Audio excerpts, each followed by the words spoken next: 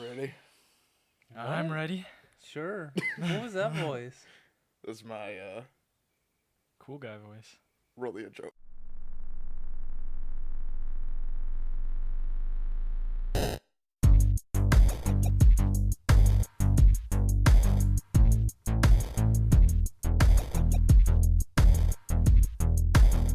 Hello, ladies and gentlemen, and welcome to Bitcade. My name is Ryan Moore, but joining me are these two gentlemen over here. That's right, I'm not in the center anymore, because it's not about me. Because you're not the center of attention. Not anymore. Not anymore, sir. Ladies and gentlemen, please welcome Quinn. I'm Ryan. Yep. And David. I'm Ryan, too. We're all right now, right? Welcome to Bitcade. This is the official video game podcast of Primal Target, the official one. Yeah, not that other stuff. Not the knockoff This one. is the official one. Yeah. Ladies and gentlemen, tonight we are going to be talking about E3. We are going to be talking about some consoles of the past. And we're also going to be talking about some games that we may want to revive. But more on that later. We're going to first talk about some E3. Yes, E3 happened last month. Some things have happened. It's been a couple weeks since then. I mean, technically when this video comes out, it will be a week. Anyway. Yeah. So some things have been announced since E3, but we're not going to talk about those things. We're strictly talking about what was announced at E3 at the conferences. Mm-hmm. We did not go to E3, but we were just what we saw, what we thought. Mm-hmm. So our kind of take on what the games may have stood out to us. So I have here a list of the conferences of what was announced, and in order. Just wanted to say that. No, I'm just joking. It's more of just because I didn't organize that as well. I was just kind of writing stuff. But most of the games that were announced, I wrote here, except Microsoft threw in that whole indie cluster that they always do. That just go rapid fire. So the first thing is we're going to kick it right off. We got to jump right into it because it's going to be a long one. EA went out on Saturday. They had a big conference. They always do it early. They don't even do it at E3. It's called EA Play or whatever. Yeah. Did you guys watch the EA one? I did, yeah. Did you watch EA? Is that the one where it has the guy that's memeing? He's like, "Hi, I'm a YouTuber." Yes. Oh man, that was brutal, and we will get to that. So yeah, I watched part of it. So Madden 18 was kicked off right off the bat, and we're getting a story mode called Long Shot. Now, here's what I've heard about this story mode: you don't play any football in it. Yeah. Which is weird because. In FIFA, you get the story mode, which I've heard is really good. I don't know if have you played a FIFA game in a while? No, I haven't played a FIFA game in a few years. Yeah. I tend to, when it comes to sports games, I tend to get one and then wait a couple cycles and then I'll get the other one. I'm thinking about getting this next FIFA one. I haven't, because the last one I think I got was 15. All right. No, 13. It's been a while. Yeah, Messi on that one, right? Yes. He's on the cover of everything. And then because in that one they have a story mode with what's his face, and it's called The Journey or whatever. Yeah, it's like I think he's like an actual actor. I don't think he's an actual football. Yeah, he's an actor. Yeah, I was gonna say he's not. I didn't recognize him. So yeah, I am one who watches soccer, like international soccer and all that. So like when I saw him, he is not like some known player. Yeah. So. Yeah, because and apparently people liked it enough. That's good. Because we'll get to that in a second. So Battlefield 1 was talked about, their DLC. Your guys from that Battlefield thing on YouTube, the noob was in there. He did his own thing. He did his thing, and they won this year. They actually pro? No, I'm sorry. I'm thinking of the Battlefront thing. No, Again, their team against Stone Mountain 64. Oh no, not that one. Because when they did for the Battlefield 1 last E3, they lost. Ooh, bummer. They announced that there's two night maps that are coming to Battlefield 1. They look really nice. Yeah. There's also Eastern Front of World War I, which is 6 new maps. Women's Battalion of Death, which is interesting. Coming September, and it's called In the Name of the Tsar, I think is the name of it. Yeah, that's the Tsar is the Russian president of the time. So it makes sense for it to be on the Eastern Front. They also talked about there's going to be some new FIFA esport thing. There's going to be a new tournament to involve more. FIFA 18, which led into FIFA 18, which The Journey returned back. It is called Hunter's Return. That was mainly all they talked about. They didn't talk really about mechanics or anything like that. Well, I mean, I'm sure there's some tweaks. Here yeah, and I'm sure there, there's some tweaks here and there, but when it comes to the sports games, like the gameplay doesn't really change. Do you think like the that sports much. games have realized like they only tweak so much, so they don't actually talk about that anymore? Yeah, they more I of feel talk like- about the bigger yeah, deals. Yeah, I feel like that's the case. I feel like it's to the point with sports games where you should just release like a main game and then just then like an update, It probably will like not like a DLC but update. people still buy those $60 games. Well, the thing is like you just pay like buy FIFA 18 this year, right? When it comes out, and then next year we'll have FIFA 19, just be like a $40 download. See what I'm thinking? Update. At that point, you're just gonna have to call it FIFA. Well, Don't yeah. even call it a number. No, anymore. yeah, I think you just Well, I'm sure they have to call it like EA's FIFA because I doubt they would probably. be able to legally yes, just call yeah, it FIFA. yeah. FIFA soccer or something like that. Yeah, Or, yeah, I knowing guess it would FIFA, they'll probably be like, nope, you can't do that. Yeah. We're gonna sue you for $1 billion. There's also Need for Speed Payback was announced. New Need for Speed game coming. Do you hear about this? Not too impressed with the Need for Speed game. I haven't been a fan of Need for Speed since like Need for Speed Hot Pursuit, like 2, like on the original PlayStation. You were giggling over here. I'm curious. It's a good game. It's a good game. It's a cool The game. Need for Speed series is a good game. It's a cool game. Yeah. Did you see a little bit of it? They apparently are following 3 characters: Tyler, Jess, and Matt. And it's open world, so there's that for you. High intense action. See, I wrote down Fast and the Furious because it reminded me a little bit like that Fast and the Furious kind of. So is it like, aspect are they of going it. for like a GTA 5, but more race I focused? don't think they're going GTA 5 with it, but like I think it's more Forza, like open world. Like do whatever Forza you want. Horizon 3? Yeah, like the Gotcha. Horizon series. And then they showed some gameplay. But of then that why and stuff. have 3 protag? I don't know. Maybe they want to. Yeah, I see what you're They saying. each drive You know what I'm differently. saying? Yeah. What else? They talked about EA Originals, which is their little indie stuff. Yeah. A Way Out, which was kind of interesting. This is like I That's wrote that the Shawshank two-player- Redemption Yeah, I think Yeah. that looks interesting. I would love Yeah. to play that with someone. because the cool thing is it's couch co-op. Yeah. and it's from the creators of Brothers. You ever played Brothers? I know of it. I haven't actually No, played So- it. I've never heard I know that of it. game. So Brothers was a game that you played by yourself, but you controlled 2 characters at the same time. So you controlled the older brother with the left stick and the younger brother with the right stick, and so you had to like move them around and then pick up things and then do that. So this game is kind of the same thing. You play, for example, if we're playing, the screen gets split in half, and then we have to decide, okay, who's going to distract the guard while so and so goes and gets the object. So if we're breaking out of prison, we have to do that. So you decide, okay, I'm going to go get the thing. You go do this. And so my side of the screen will be me doing that, and your side of the screen will be this cutscene of you deciding what to say to distract the guard. Oh, It looks okay. really cool. You can also play it online, so there's not Yeah, like you so don't have to sit on. play- But I feel like the game's I feel like designed, that's what it's for. Yeah. to Yeah. be in that And I situation. think it looks interesting. I think it looks something like fresh. Yeah. You know, that's what makes me excited about it, is that it's something new. I hope it. And it does looks really well. good quality too. Yeah. Like for what it is. Yeah. Big game announced at EA as well. From BioWare. You may have know these people, BioWare. I know them a little Yeah, bit. new Just a IP little. called Anthem. We'll get to more in depth of that, but I wanted to step in because And the Microsoft conference they do talk about And this, so it- we'll get and into it's that. a little bit. from. I just want to point. It's from BioWare proper, not BioWare Montreal. Who Yeah, made this Mass is- Effect Andromeda. This It's- Yeah, these that's are the what I guys heard who about made it too. is the BioWare team. Yeah, that so- made Mass Effect the first one. That made pretty much everything else.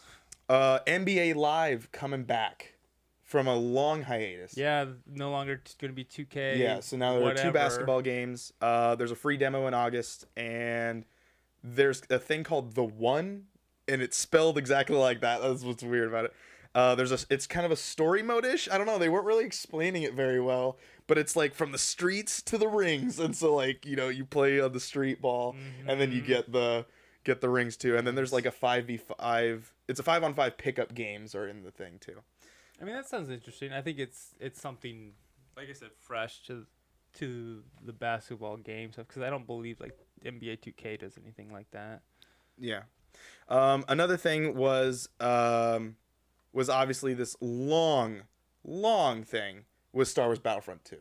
No, They did like a whole hour of the gameplay, threw it into the conference. You watched the Star Wars Battlefront thing. Did you pick up Star Wars Battlefront, the first one? No. Okay, yeah, I it was did. stupid to pick that up.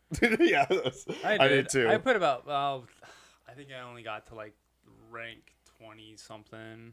Yeah, I mean the problem is like I got bored. it felt like half a game. I got bored. Yeah, and it was like it's weird though because when you play Battlefront, you're like, okay, I'm fine with this just being campaign. Like a lot of people don't even play the campaign; they just go right into multiplayer. Mhm. But then when they have that option, I don't know. It's weird about those types of games. Yeah, I find it weird when people complain about that there's no single player in a game that's primarily meant for multiplayer. When I understand like their opinions, and their opinions are absolutely 100% valid. But I mean, the meat of the game is the multiplayer. Yeah. You know, so like, I don't know. Like I know this Battlefront 2 is gonna have a single player. Looks pretty cool. DICE is not, other than their Bad Company 2 games where there's like a lot of personality injected into it. I don't see their single player campaigns for like their other military shooters just aren't that great. I haven't played like the only game I have from actually DICE made Battlefield, right? Like is there a division of DICE that makes Battlefield 1. DICE makes the Battlefield games. Yeah. So there's 2 divisions now that make. I believe there is, now. Okay, that's but for a while it was just DICE. So they talked about it from Return of the Jedi all the way to The Force Awakens. So you get episode 1 through 7. Yeah, preferably I think also of 8 content, as well. Yeah, I think that's cool. Like, I think sure it's not canon to have Darth Maul running around fighting Rey, but who cares? Yeah. Yeah, that's cool. Yeah. It says there's 3 times the content that was mentioned at the I in the think press that's conference. I think that's kind of sad when you have to be like, there's 3 times Don't the worry, content. I like how they went up there and they talked about how like we've heard the fans. Well, like, and it's like I gotta we give heard them the props for like at least acknowledging that they messed up there. Yeah. You know what I Yeah. mean? And yeah. What was interesting, and I didn't talk about this, and I want to know more about this, was that it said they mentioned couch co-op skirmish. Mm-hmm. So, does that mean now we can play on the same console? Like, is that what that's you saying? can do that with the first one. You can? You can play split screen in the first Battlefront game. Yeah, it's I did just not know like that. it's just like a horde mode. That's all you can play. Yeah. Oh, that's what this is. So this is what they're talking skirmish is you're probably doing the big battles against just AI Oh. in split screen, Okay. not online. They also mentioned the more heroes, and obviously clarifying. You get the Darth Mauls, you get the Yeah, Boba you Fetts, get you get everybody, Jango's. yeah. Hopefully, Jango's Unchained. Do I get to be Jar Jar Binks then? Maybe, I don't know. He's not confirmed yet. No, he'll Finn just was show confirmed. up. No, so. he'll just show up, and all Jar Jar Binks does is he has the ability of luck, and wherever he goes, like people get healed, Exactly. deflected, and He he's doesn't just do fly- anything. Yeah, He he just doesn't do runs anything. around. He's like the best buffer in the Yeah. game. He's just support. Yeah, he doesn't do anything. Yeah. It's just They also did space battles, so they talked about space battles a little bit more. All eras was clarified again. There's a new class system now. Actually, it just like in Star Wars Battlefront 2 on PlayStation and PlayStation 2 and Xbox The real Star Wars was Battlefront. exactly. Now there are classes again, so now there's a sniper class, this class. You can't just pick a character and call it good. They talked about battle points, so apparently these are points that you are going to use to unlock more. Yeah, I stuff, actually saw it in action during the games because I'm a big fan of Neebs Gaming, and they were the ones that did. They were Those are the guys that they do were the head of one of the teams because Mhm. one is Stone Mountain 64 and And his they're team, and big then on there's Twitch, yeah. Neebs Gaming and their team, and they played against each other in the demo, in the live stream demo where they demoed the Battle of the Boo, or I can't remember the name of the map. Yeah, the one that was in the the But little trailer thing. so I was watching them, and yeah, the way it works is you your score also translates to points, and then you can spend those points to upgrade to different characters. You can upgrade their current character with different gear, and you spend you it like could kind of do that in the first one. With guns, you got points and you spent them on. well, stuff you got like that. money that you could unlock for your character to just have. This is more like you can unlock upgrades. Think of it like purchasing an item in a MOBA. Okay, think of it like you're taking your character, But you keep it though.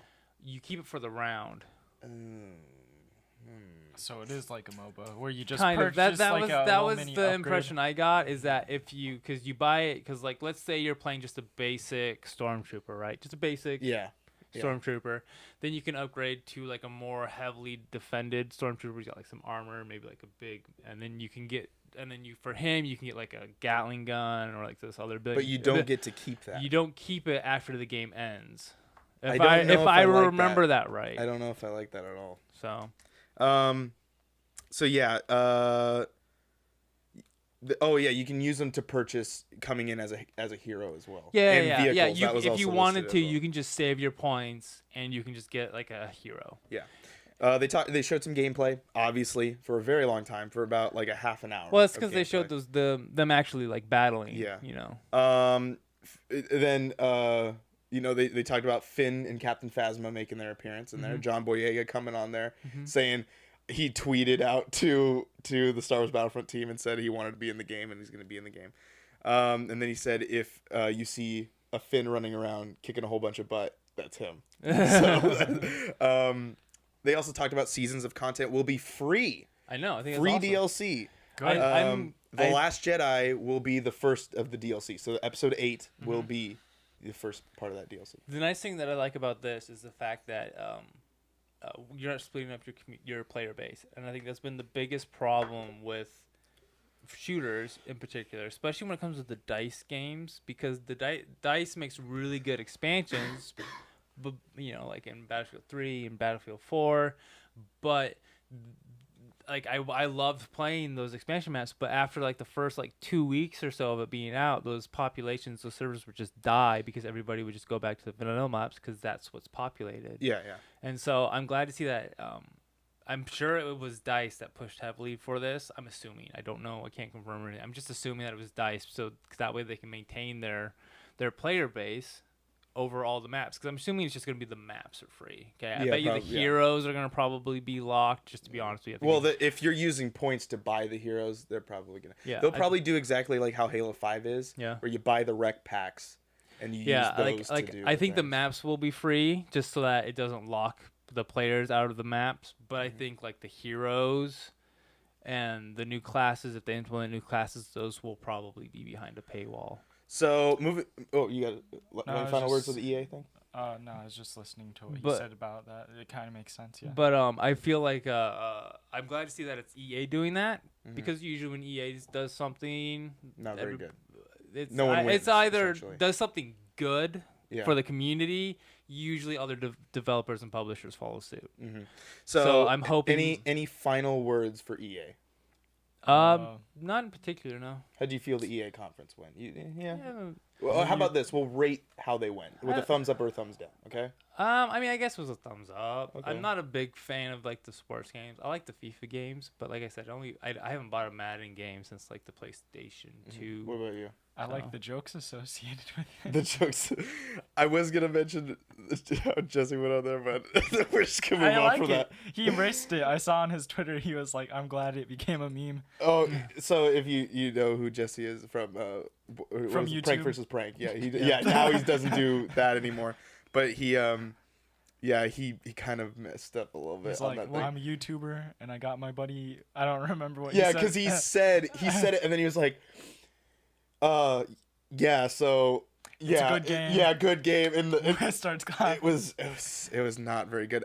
Like the guy didn't that he have came like on there. Didn't he have like a prompter to read and it wasn't working? He was reading it. He just wasn't flowing with it very well. Gotcha. But I mean, it's a stressful situation. Yeah, exactly. You get one shot it's to in do front it. of a giant crowd. I've him going out there, that's breaking out of a lot of comfort zone, especially for YouTube. And like everything stops for you too, so it's like, oh. Yeah, because he was like, if you watch it over again, he's watching the trailer for Need for Speed, and then like, Jesse, and he turns around and he's like, oh, and then he starts talking because it caught him off guard. But anyway, it's fine. It's fine. Much respect for you. Yeah.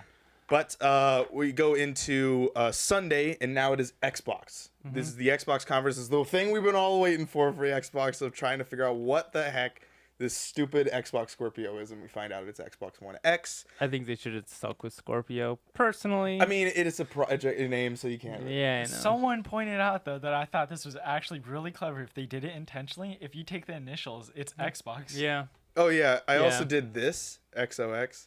But yes, Oh my It's- gosh, it is. It's Xbox, It is yeah. totally- Yeah, it's just Oh, okay. All right. XBOX. Yeah. Yeah. Yeah, I didn't know. I'm pretty sure that was intentional. Oh, probably. Which is kind of cool, but then that's also confusing because it's like, well, I mean, everyone Yeah. calls the Xbox an Xbox anyway, and Yeah. then you know. Yeah. We found out it's coming in November 7th.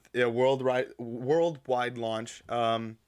It's Power, is what they talked about. Power is true 4K, which for $500, and we'll get to that in a second, is pretty amazing.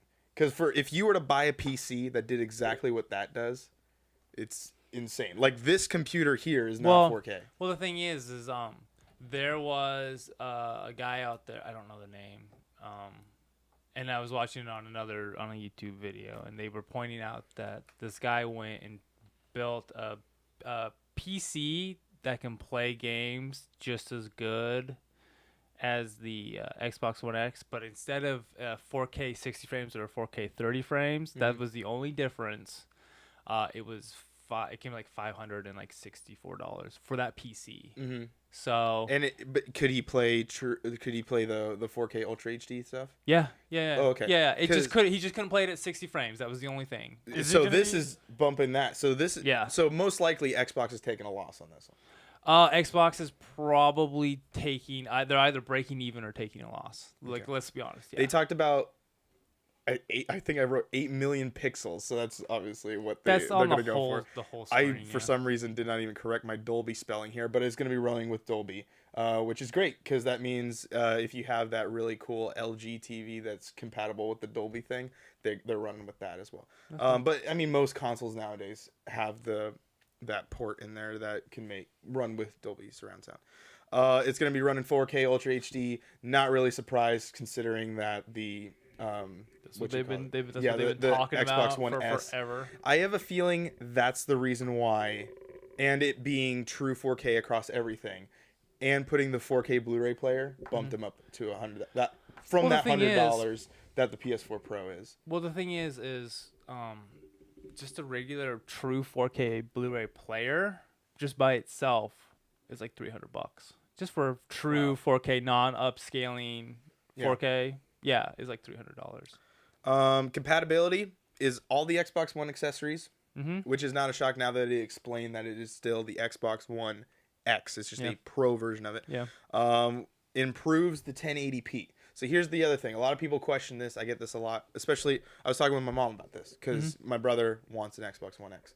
But here's the situation on that would be if he doesn't have 4K TV, that's fine. It's still gonna up-res your 1080 because right now, if you play all Xbox One licensed games, then yes, you're playing at 1080 60 frames at some point in time. If you're playing third-party games, you're not. You're playing locked those at all. 30. You're probably And locked it's at at 980p or 980, something. yeah. So if like you're that's like what the like Switch, The Witcher is 980p. yeah, like the Switch is at 980. Yeah. So that's what you're working with. I mean, that's not. I mean, for a console, that's not bad. Like the only reason I don't know if I am gonna personally get one like right off the bat, but the only reason why I would really get it is for the bump in frame rate. 'Cause I don't own a 4K TV. Yeah, but you'll start seeing it still on your 1080. Yeah, I'll start seeing it on my regular, just standard flat screen TV, and that's the only thing that I see that's appealing to me is playing the games at a 60 frames a second. Now here's something you might like, PC man. Okay, We got liquid cooling going on in this thing. Liquid cooling in a console. that's really weird. Do you have liquid cooling in your PC? No, not yet. Not yet. Oh, okay. This has been I considered. gotta start matching the Xbox One X. So what is? Do you know what liquid cooling is? Because Yeah. I'm not. Okay, can you explain that to me a little bit? So I know, yeah. you know, regular. Well, okay, I will bump that. So all the consoles so far, and most PCs, when you buy them pre-built or whatever, have fans on them to keep them cool. So liquid cooling is typically reason why people get liquid cooling is just so that it's quieter rather than because you're not hearing the especially if you have a more demanding PC that has like 1080 or something like that, because then you'll NVIDIA, need more fans and it'll just be like really really Oh loud. yeah, this sometimes will sound like a plane taking off.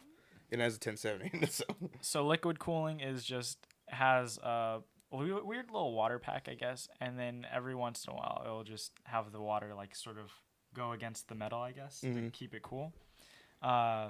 Is it water? I believe it's just regular, or is it coolant? It's a chemical Oh, liquid. okay. I had a feeling it might be something like Well, that. like, But you should like at some point look it up online. But they're basically graphic cards that have like a case around it that's full of this liquid that can get cycles. I think it cycles it out through some point. Because I've seen it at BYOC for packs. Like you get the special guys that are going in there with their $6,000 rigs. But I'm like, I never know what that liquid is. But have you seen that video? Oh gosh, it was maybe MSI that did it, where they put smoke in it, and so it like smokes up and changes colors based on heat temperature. Oh really? Yeah, it was weird. And then so going away from the liquid cooling, they also talk about how it's the smallest Xbox ever. Yeah, that's what I wasn't expecting that. And I'm already saying like the Xbox One S, that's pretty darn small. And now this one. The most powerful console, not the smallest console. Yeah, I don't understand. Yeah, I think it's like this big. I think it's. Really? Wow. Yeah, I think it's really astounding that they were able as to big get. as the Wii, the original Wii. I think it might be. I think it might be as small as the Wii. Yeah, I think it's kind of amazing that they're able to fit all that in that space. So on to games. Like Phil Spencer wanted to get that all out of the way, so then he started talking about all these games. We got to see Forza Motorsport 7. So this is the now in circuit one. This is the simulation version of it. The more serious title. We got to see the premiere of a brand new Porsche, That's 2018 911 GT2 RS. So that was a thing at a video game convention. I'm sure there was a couple people that 60 frames per second. Yeah, it looked great. I'm sure that, there was a few people excited. Oh, I'm sure I wasn't in particular, but then again, I've never owned a Forza game. The last racing game I owned was Project Cars. If you do pick up a Forza game, pick up Horizon. Well, that to me was like, that's fun. Every time, I would get Horizon. It's gonna be running 4K 60 frames a second, so that's pretty cool. The cars rattle and vibrate is what I wrote down here, and I think it was more because like you could, I think they were explaining how you could feel the way that a car feels if you were in there, like based on your controller, you could feel how it works. The Xbox One, it'll be coming to Xbox One and Windows 10 as an exclusive, and there are over 700 cars in the game. It's a lot of cars. Yes, and it's coming in October 3rd, 2017. Yeah. They also talked about how we're going to talk about 42 games, and then they confused everybody because some of those games weren't exclusives, but they said console exclusivity. Yeah. So 22 games were console exclusives. We talked about Metro Exodus from the Metro series. You ever played the Metro series? I have. No? Yeah. I have. I haven't finished them. Yeah. But I've played them. They were interesting. Like, you know what it is about, right? No. So like it's post-apocalyptic Russia and like all these alien like creature type things. The wildlife has been like basically morphed and deformed into these creatures. Yeah, and, pretty it was things. interesting. The only issue I had with it is that the levels seem just really short, and there's a lot of loading screens, and that kind of turned me off. So the thing about the the Metro series. But I really there's enjoyed all this it. meta stuff too. Yeah. There's like books and all these other things. There's this whole weird timeline you have to follow. But they look always great. Yeah. They even the remasters, because they were on. Oh, that's right. They came out on the PlayStation 3 and the 360 era, but they have the Redux 2-pack. That's what I have. Yeah. And they look amazing. I just can't get sucked into them enough to actually finish them. Yeah. They also talked about they premiered Assassin's Creed Origins, which is the new Egyptian thing that they're going with. I might give it a shot. Yeah. It comes out October 27th as well. Then they talked about PlayerUnknown's Battlegrounds being an exclusive console launch. So the way that works, because a lot of people thought it was, and when I saw it, I was like, okay, it's not exclusive. It's just, but a lot of people were still thinking when they saw it at Xbox's conference, it was an exclusive. It's an exclusive console launch. So what that means is the game will be released late 2017 is what they said. and then after probably a year, which is usually how these work, it will be released on PS4 and probably not Switch. That'd be cool though. I don't see that on this. not from a technical standpoint. I mean, from like a Binding Nintendo's, Isaac's on it. Binding Isaac is on there. Grand Theft Auto's on it too. Yeah, I hope. Grand Theft Auto did get to the 3DS though, so we'll see. Yeah. We'll see. Was it Chinatown? Yeah, it was Chinatown Wars. Yeah. They talked about Deep Rock Galactic, which has interactivity on Mixer.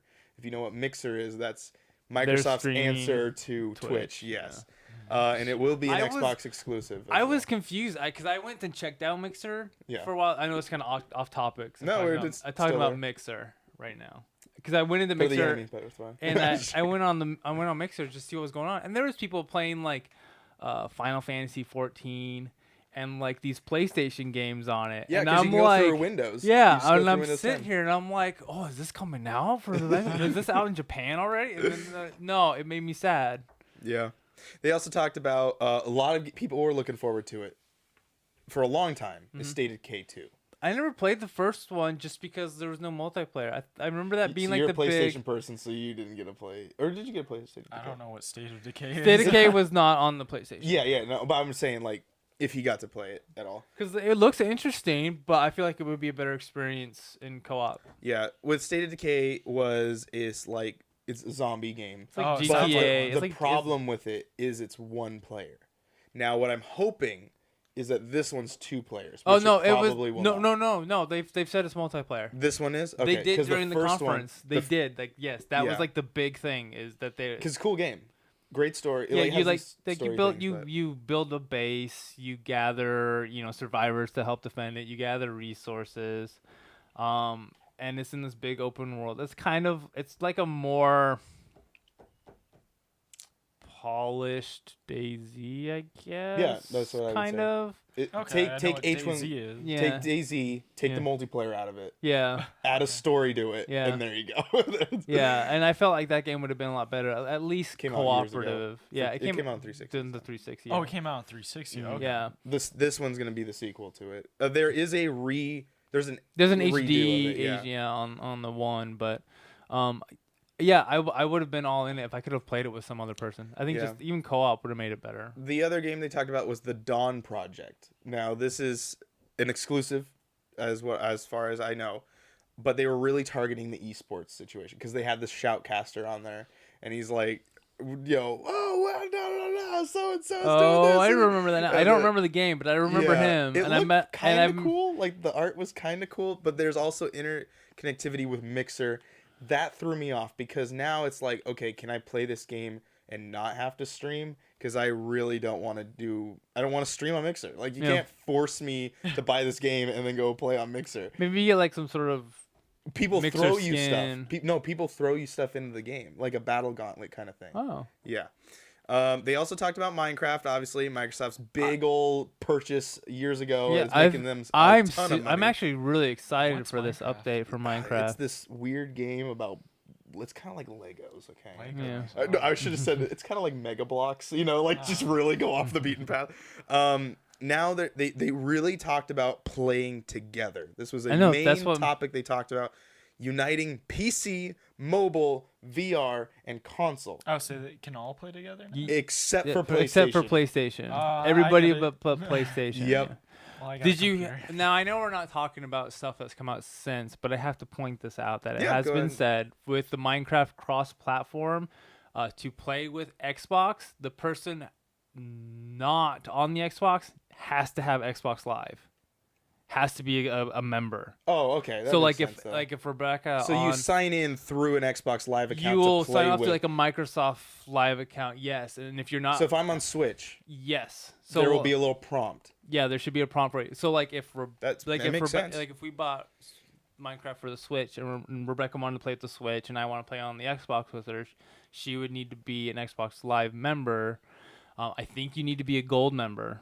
Like you have to have the $60 like that kind of a member, and she's not. So like in order for us to do that, she'll have to become an Xbox Live Gold member. I don't see the problem with it. Well, I mean, it's just another $60 that we'll have Well, to pay. I mean, but it just makes, to play Minecraft. If it didn't make sense no, for that though, no, then I would be the mad reason about why, it. no, But, no, like, it makes does sense. make sense. And the Yeah, that's reason, what I'm and the saying. reason why is Microsoft says that doing it through Microsoft or through the Xbox Live allows them to kind of police everybody else, because that's what Sony claims to be their big reason why they're not doing the cross-platform, is because we can't, you know, stop the harassers from Xbox or anything like that. But that's why Xbox, through like the Switch, is doing it through Xbox Live, so then that way they can have some form of reinforcement. Yeah, which makes no sense to Sony. But whatever. They also talked about it's just Sony being Sony. Massively community ran servers, so that kind of goes with it. Maybe that's, you know, they're able to do this. They also talked about there's going to be a 4K update in the fall. The reason why I wrote this down, as much as it's weird to see Minecraft in 4K, it does look great. But the other situation is that updates will be coming for the Xbox One X.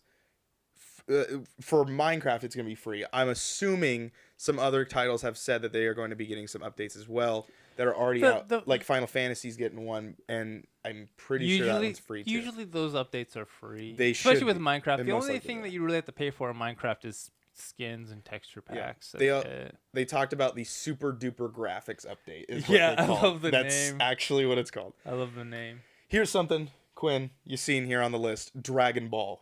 Like, I couldn't remember what the thing is called, but Dragon it's a Dragon Ball Fighter Z. There you go. Yeah. It's an Xbox exclusive? Question mark? Oh, is it really? Is what I wrote down. I don't know. Maybe it is. I don't know. But I don't it comes remember. out early 2018. But a lot of people liked it. Love the. Well, you see It's some of made it? by. It's made by the people that did Well, he's the Dragon Ball guy. I know, but the So- company that's making it, like the fighting game part of it, is Yeah. It's made by the people who made Guilty Gear. yeah. It's made by somebody who's already made like fighting games and has like an established.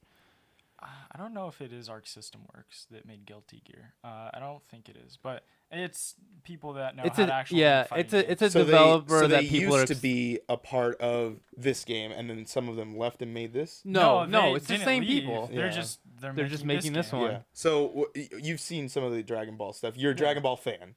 So yeah. I mean, would you classify yourself as someone that does? I mean, this? I don't hate it. How do you see some of the gameplay of it? Yeah, it looks really good. Yeah. It looks like Have you played the it's other a 3v3 fighting fighter. Okay. Which is, if you don't know what that is, it's like Marvel versus Capcom and stuff. Oh, where so you switch people. Yeah, where you have different people. They all have different life bars. They have assists and stuff like that. It's different than Guilty Gear for sure, because Guilty Gear is just a 1v1 regular fighting game. This game is supposed to be a lot more easier for newer players to get into. Well, typically 3v3 fighting games are, because you're managing 3 characters at once, essentially. Yeah, you're not just getting obliterated with one. Like, having assists and stuff like that and knowing your inputs is all really important. But it looks really good. It looks faithful to the art style, which I already thought it would look like, because if you haven't seen Guilty Gear, it's all 3D models, but it's done in a way that they look like 2D cel-shaded anime. Okay, so Borderlands-ish? Sort of like that. It looks like you saw what the I Dragon saw Ball. the- It looks yeah. like that, essentially. That's what their style they sort of perfected into. And it looks really awesome. Okay, that's good. There's also a game called The Last Night, which is an Xbox exclusive. I've heard this game is being worked on by like 2 people. And No idea. They showed it. Was it that one that looked all like kind of had a retro style to it? You know, with, to be like, perfectly out honest, of I the 80s? actually. Oh, it's the Cyberpunk one, right? Yeah. Oh, really? Yeah, it's the. No, that's Transformers. This Transformers. Why? No, it's actual nighttime. Yeah, nighttime, not like. Oh, I thought I did spell night. Oh, I clicked on a suggested thing. Yeah, this is There we is this the indie like Cyberpunk Yeah, game? Yes. yeah, it is. Yeah. Yes, it's that like pixelated Yeah, type stuff. sort of like Blade Runner or Yeah. something like that. It looked cool. It like, looks of what I really saw. good. Yeah. If it's made by 2 people, which I guess, yeah, It if might it's be an a while. indie, it looks If we know really anything good for about an indie game. Yeah. Like, really good. Yeah. There's also called The Artful Escape was also announced, which is an Xbox exclusive. No, as it well. just sounds like more indie game stuff. Yeah, to me. this might have been like that is rapid this fire the whole- situation. This one. Oh yeah, this is like that platformer. This is that platformer game. Okay. It looked kind of cool. He played like guitar or something like that. Played some instrument to like do stuff. And then there's Code Vein. I'm getting into stuff at like it's been a while since E3, so I'm trying to like check out everything here. Oh, this game looks weird. Oh yes, it does. Oh yeah, this is that like. I want to say it was like RPG-ish, but it was very anime, and I was like, "That's interesting to see on an Xbox." Yeah, that's console. what I was gonna say for an Xbox game. Yeah. Is it an exclusive? No, I did not Okay. write exclusive on it though. Yeah. Coming out 2018. There's gonna be a game called Tacoma. Yes, there is. It's made by this. We'll get to that in a second. Sea of Thieves was also talked about. I was on the fence of Sea of Thieves last year. I was like, this looks kind of. I don't know what Rare's doing. It I looks don't like know a what's doing. It looks like a cartoony. I didn't mind the art dumbed style. down, Like, well, It- no, it I don't was mind the art just style. more- I'm just saying. I'm just describing it. It looked like Oh. a cartoony, like kind of simplified, almost like a. What was the game? Black Flag-ish type Oh, of yeah, a yeah. game. Because see now they talk about it's obviously gonna be Xbox exclusive since Xbox owns Rare. But you can dive underground. I mean not Yeah, underground, I think it underwater looks to interesting. you can. Yeah, you just freaking burrow underground. You're part mole in He this just game. jumps and splat right into the ground. You can dive underwater with your crew and find gold and stuff like that. And then you can search islands for treasures. Apparently, there's like little things you can find that will tell you clues onto finding other things to get more clues to where the treasure's at. And that's coming out early 2018. So Yeah. there's Microsoft's I think that's spring one of- release probably. I think that's I think that's their big early 2018 game. They'll probably come out I think it'll March-ish. I think that'll do well for them. Tacoma, yes. You ever heard of the game Gone Home? Gone Home. You want me to look it up for you? It was a kind of a walking simulator. Okay. Is it that trippy one? It was that trippy one in space, right? Tacoma. Yes. So it's essentially that. Hopefully I can get the image here. There it is. Remember this? Okay. No, I have no idea what that is. Okay. Well, it was a game that came out. It was kind of walking simulator. You walked into a house. This girl comes home from college. She walks in. No one's home. So you're kind of like, this is kind of weird. So your goal in the game is to go find stuff in the house that will allude to why everyone's gone. So you've gone home to find everyone's gone. And so there's kind of a big major spoiler in that game, so I'm not going to tell you what happens. But They went to get pizza. exactly, that was actually what happened. So in Tacoma, it's in space, and It's the same kind of premise. Now here's the other thing. I wrote down Xbox exclusive. Everybody left Earth though this time. I think though. it's on Is that PC too. Well, I mean that doesn't mean anything. Well, I don't think it's gonna. I don't know if it's on PlayStation. It might be a console launch. It Yeah, might be a I console wouldn't because it would be definitely interesting to see that this game is a console exclusive. It comes out August 2nd. Then we also got to see maybe someone that might become a face of Xbox.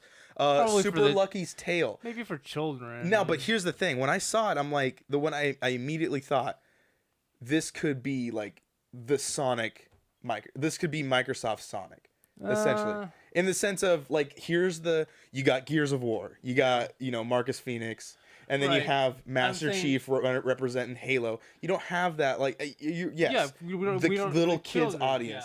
Yeah. I get that at work. That's one of the biggest things I get from complaints or from parents is like, there's nothing for children. Yeah. And I'll show them like, well, we got ukulele, Minecraft, and Lego games, and that's about it. Yeah. It is, I mean, it looked kind of cool. I mean, this is Super Lucky right here. The way it was playing out, it reminded me a lot of the gameplay from Conker's Bad Fur Day, minus the Yes. attitude. I feel, yes, it's the kids' version of Conquer. Yeah, minus that edge that We- Conker's had. We also got to see Cuphead finally getting a day. Cuphead. Finally getting a day. September 29th is when he comes out. I'm really excited for Cuphead. I've been excited for Cuphead for like 4 years. That's because it's got that art style you like, that retro Disney. That Disney look to it. You got Crackdown 3 was also talked about. They got a release date coming this year. November 7th is when they're coming out. Everybody was a little upset that there weren't any buildings falling down in that. Well, I mean, Terry Crews was in the thing. So they also talked about a little bit. They did that whole ID at Xbox little flash mob thing. Yeah, the only thing that interests me about that is, to be honest with you, I've been looking for an MMO to get into, and I've had my eye on Blackwater for a while, so I am excited to see that coming on the Xbox personally. Yeah, quickly going through this one, I won't really explain a lot of it, but Observer _ is how it was written, so I was just say it like that. Brawl Out, which kind of looked like a Smash Brothers for Xbox. Riverbound and Hello Neighbor are coming here. Obviously, Hello Neighbor we know that been one, a big deal over there. I don't know what this one is. What is that one?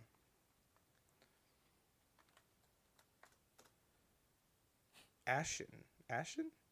Yeah. It's like this kind of gloomy art style to it. Yeah. I don't remember. I now remember it, but like it was like I think it was like a puzzly type game. Xbox exclusive. Life is Strange premiered at an Xbox event, which is pretty cool. Yeah. Like the new game that's coming out, the one that will be coming out in August apparently. 31st is when it's essentially Life is Strange 2. Yeah. Well, I think it's supposed to be like from what I understand, it's supposed to be like a prequel. That's what I heard as well. Yes. Yeah, it's a prequel. Yeah. Okay. So yeah, because it does have a name. It's not Life is Strange 2. They did call it something else. Shadow of War was shown at the Xbox stuff. It was not shown anywhere else, which was interesting. In what I did like about it is now you can like build your army. So like you can have orcs working with you now. So you go and recruit them. That comes out October 8th, 2017. We also got a new Ori game coming out. So Ori and the Blind Forest. You now have Ori and the Will of the Wisps. It looks really great too. And then Phil Spencer came out and he was like, hey, here's the Xbox One X. By the way, or no, I don't think he actually came out. It was someone else. Yeah, right? he started talking about how everyone liked the Xbox backwards compatibility with 360 consoles. Now we're getting Xbox games back on the market there. Yeah, I think that's fantastic. Yep, Crimson Skies will be coming later this year. And then here's the 4K updates thing. Gears of War 4, Forza Horizon 3, Killer Instinct, Halo Wars 2, and Minecraft are getting updates for 4K for the Xbox One X. So will Rocket League, Ghost Recon Wildlands, Resident Evil 7, and Final Fantasy 15 will all be getting it. Those are the third-party games. And then they talked about the price, and then they showed some gameplay of Anthem. Yeah. So, BioWare game, I had javelins is what they call the suits. The Iron Man suits. Yeah. They're called javelins. Yeah, and it's an open world. You can explore with your friends. You get XP. It's coming 2018. Yeah. Quickly, can you run us through what you feel about, like, how you feel about that? Oh, I'm excited. Yeah. I am little nervous that it might. I just don't want it to turn out to be like what Destiny was.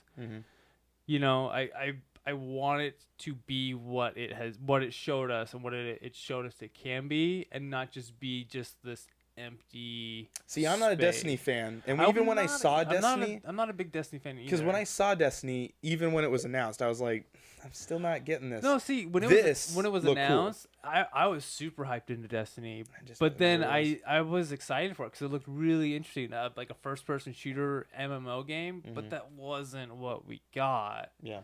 And later we did. Later, 2 years later, to be precise. And because of it, I'm not even excited for Destiny 2. Like, I'm not gonna get it day one. I'll probably get it on a sale, like I did. I bought Destiny and all of the content when it was at least half off on sales. I never paid full price for it. And as a kind of a standing by. I mean, obviously we have pretty. Xbox is our console. How do you feel Xbox kind of came out here and did their thing with the Xbox One X, the games? Oh, for this year? Yeah. Thumbs up, thumbs down. Oh, they did fine. I didn't think they did terrible. Okay. But they weren't my favorite presentation this year, but they did good. Okay, all right. Going into Bethesda, later that day, No. Bethesda talked about VR. They did Doom VR, Fallout bored. VR. They were talking about that. I'm not gonna lie, I was bored during the Bethesda. Well, it was more of like thing. they were just announcing things for things that already are out. Yeah. Elder Scrolls Morrowind we talked about, which was already had just come out. They talked about Creation Club, which was now a new system. Paid mods. Yep. I don't. Not they happening. already struggled tried with that that before. before. I don't know why they're doing it again. No. Yeah. Well, didn't they say they were possibly going to do that, and then everyone was like, "Don't do that." No, and they didn't. No, do that? they did it on Steam. Steam, They did it and on then Steam they and got backlash. a giant backlash. Yeah, Yeah. everybody was like, "We get the mods for free so that we can do all these things. We That's don't want right, to pay for them." Yeah. And then they stopped doing it, and Yeah, I don't Now know they're what doing this whole system. I now. don't know why they're thinking of no. They also talked about the Elder Scrolls Legends, which is their card game, and about how Heroes of Skyrim is coming in September. They also talked about Skyrim, how on the Switch now it will have amiibo support. that was the coolest thing about the presentation. That whole thing. No. Well, hold on now, because we're getting to. We got Dishonored. We got some DLC coming out called Death of the Outsider coming. And then Quake Champions, BJ Blazkowicz from Wolfenstein is coming in there. Plus, there is apparently $1 million prize pool. But I'm getting into The Evil Within 2. Yeah, I know. With I know sketchy trailer. That was one sketchy trailer. Yeah, I know a lot of people really liked the first one. I haven't. It's played like the a first cult one, but classic now. Yeah, right? It has a very niche audience. Audience, yeah. But I'm actually interested in the second game. yeah, Yeah. because you're the Resident Evil fan. Well, yeah, so I it's like survival horrors, and the second one looks like more from what the trailer. Very little gameplay there is. Yeah. It looks the like Westworld trailer that gonna they play decided to like put out. Resident Evil 5 or 6. It's gonna be more sort of actiony, which I don't mind in a survival horror game. Mm-hmm. It just adds a different element to how you play the game. I didn't play the first one, so I don't know how exactly it plays out. But I want to try this one. Mm-hmm. Now, one game that I was really excited for I do like this. was Wolfenstein: The New Colossus. The trailer was cool. That was amazing. Like, as a fan of Wolfenstein: The New Order, like that was a game that I don't even know why I picked it up. I just bought it, and I bought it for PlayStation 3. I think it was more of because like I wanted to, because on the PlayStation I didn't have any friends over on PlayStation yet. So I was like, all right, I'll just buy some story games. Mm-hmm. So like Last of Us was picked up, and then I was like, oh, the Wolfenstein Among Us. The Wolfenstein Among Us. Wolfenstein was the New Order came out, and I was like, oh, I've heard about all this stuff. We'll tell you, if you do play the game and you're playing it, and you're like, wow, this is what Wolfenstein is. You get past that first 25 minutes of that game, the game starts, and that's when it starts to get like, okay, this is cool. There are some really difficult parts in that game, but when you beat them, you're like, oh, dude, that was good. Like I feel like I did that. Yeah, the Souls effect. Well, because sometimes it's also based on like weapons that you have. So if you have ammo for this gun and it does this much power, you want to save it a little bit. Use this ammo first, and then when you face the big monster guy, you want to start using the heavier weapon stuff. But did you play Wolfenstein? The first Wolfenstein? Yeah. Or The I guess New the Order, newer version. No, I didn't. Because this is technically 2 for this series. So I didn't, but I was interested in this one just because the trailer looked interesting. And now, do you want to pick up the first one to see? Because I will tell you, the trailer starts off, and you're like, you need to know how he got to where he's at, and that's where it's like, because now you have Anna is introduced in it, and it's so you're like, I don't know, like where this is interesting. I might pick up the first one. I don't know. I might just watch now, like a playthrough or something. Yeah, you could do that. But I have it. I own it. I have not played it. it's a good game. It's a really good game. It's just on my system. It It's one of those games that's just kind of there. It's on my system. Yeah. I just haven't. It was like Tomb Raider to me. Yeah. Like it's one of those games I took a chance on and I fell in love with it. Oh wow, okay. So I had that kind of same experience when I first picked up my PlayStation 3, because at that time I had been kind of off of the console game for a while. So I was like, oh, I'm looking for a first-person shooter to play, and the guy was like, well, there was Fallout 3, or there was like Resistance. Yeah. And I was like, okay, I wanted a more focused story, so I went with Resistance, and I really enjoyed the first Resistance game and the second one. I didn't get to play the third because my PS3 crapped out by then. Yeah. But I really enjoyed those games. So overall rating, thumbs up, thumbs down from Bethesda. I thought it was a thumbs down, personally. I liked that it was animated. I thought that was cool. Yeah, you like the little theme park Disneyland but the thing look is, to like, it. all the things they presented were just like Kind of just other the than coolest the two things games. came out at the end. Yeah. Which is smart on them, because if they had started out with that and then showed the rest of the stuff, it would have left a horrible taste in people's mouth. Yeah. Not that it already did, but I think ending on Wolfenstein was. it was a really good. They had to end with something. I had a feeling it was coming. We all know that there wasn't going to be an Elder Scrolls 6. Yeah. No. Or any I new don't think it was Fallout. that good at all. Yeah. You know, the fact that the Switch version of Skyrim will have motion controls. Yeah, that's. I'm sitting there and I'm like, if it wasn't $60, I'd probably would purchase it for a 5th or 6th time just to try it out with motion controls. Yeah. Yeah, you can punch people in real time. Yeah. So on Monday we got Ubisoft. Yeah. So this was a big Ubisoft thing. Didn't think they did bad. This was actually my favorite conference. I actually enjoyed it too. Yeah, I actually really enjoyed it. I was surprised. I normally I don't care for them, but because this is why I even wrote this at the very end of it. I'll get to that. Well, because like it opened up with the Mario crossover, right? And Mario Rabbids Kingdom Battle. I thought this was. I didn't think it was real. You know.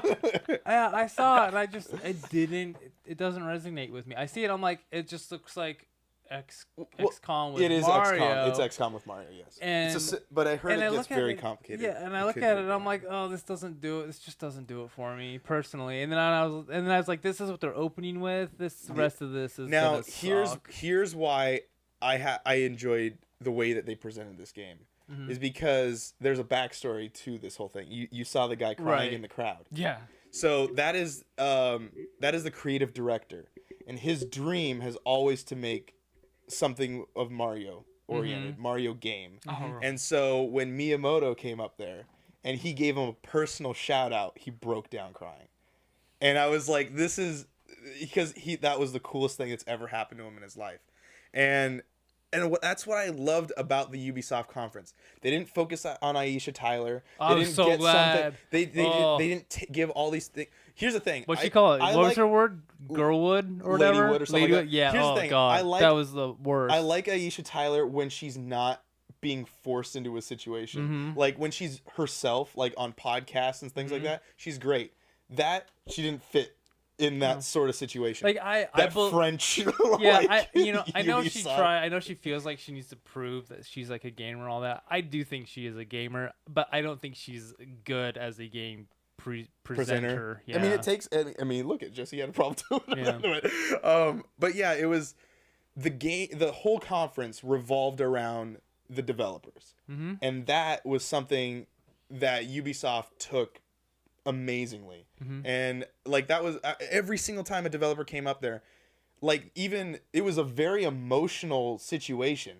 And I'll get to that in a second. But they also talked about it. Obviously, you got to get the big game out there. Assassin's Creed Origins was talked about. They showed they talked a little bit about it because most of the gameplay was shown over on the Xbox side of it. They also announced The Crew 2. Not so much of a good announcement. I don't know why that game got a sequel. I don't know why either. I've heard it's actually not very good. I've heard mixed reviews. Let's just say that. I've heard Well, we have it. If you have, I have Crew too. Yeah, so I it was bought Crew. on Games for Gold. So No, I mean this game. People that have played it are getting really mixed on it. Oh, I got you. But you can race planes, bikes. Anything. There was monster trucks. Yeah. It's motorsport oriented. And it comes out early 2018. Then they talked about South Park: The Fractured But Whole. I like that. It's coming out October 17, 2017. Yeah, that it's a South Park game, and they swore up a storm and that whole thing. Not as much as the game we'll get to later, but they apparently there's a part in the game where you actually go to a strip club. Oh really? And it was a demo that you played at E3, and you go to you see everything there, and apparently there's a mini game where these drunk guys think that the kids are strippers, and so there's a mini game of you having to do a strip dance on these grown men. Yep, they're getting away with a lot of stuff, but that's South Park for you. There's also Transference. This was weird. Was this the one that? This was the Elijah Wood one. Yeah, I don't understand it, but It's VR, comes out spring 2018. You hear about this? Yeah, I remember it very vaguely. Where it's like you're a test subject. They didn't show much about it, but they're alluding to the fact that you're watching a movie through the eyes of the main character, but like some weird stuff is probably going to happen.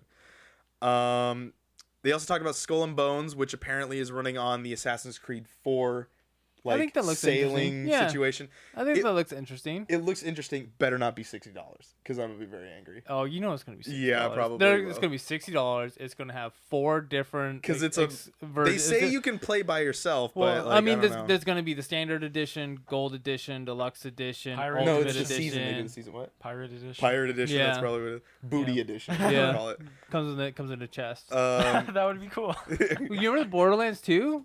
Big Yeah, special edition came in one of the yeah, loot but it was boxes. like Oh, really? $200 for that Yeah, thing. And they're really hard to find. yeah. Apparently there's like a game type called Loot Hunt, which is a 5v5 thing. Now they showed gameplay of this. It did look kind of cool because essentially it was Assassin's Creed's ship Multiplayer. battle thing with 5 players controlling their ships. Right. And it was Like, what's versus it called? another 5 set of people. But there's already a game like that that's been in early access for a while called like Black. Yeah, there is, Water. but the difference is like, yes, but you're controlling your own ship. So this is your ship. You're doing your own ship. The other one you're probably talking about is if it's the one that all the YouTubers are playing. Well, there's a It's when captain and there's guys everyone loading the cannons. in the Yeah. crew Yeah. is an individual player. No, this is like you control your own thing. Everybody's controlling their own ship. Yeah, you Well, upgrade isn't- your ship. You make every class has a different But ability. I thought that's what the blood and bones and whatever one was. That's what this is. No, the What? Skull and Skull Bones? Yeah, this is that. Oh, okay. We're still talking about that one. Okay, sorry. I thought you were talking about like a completely different game. I was No, like, I this don't is Skull and remember Bones.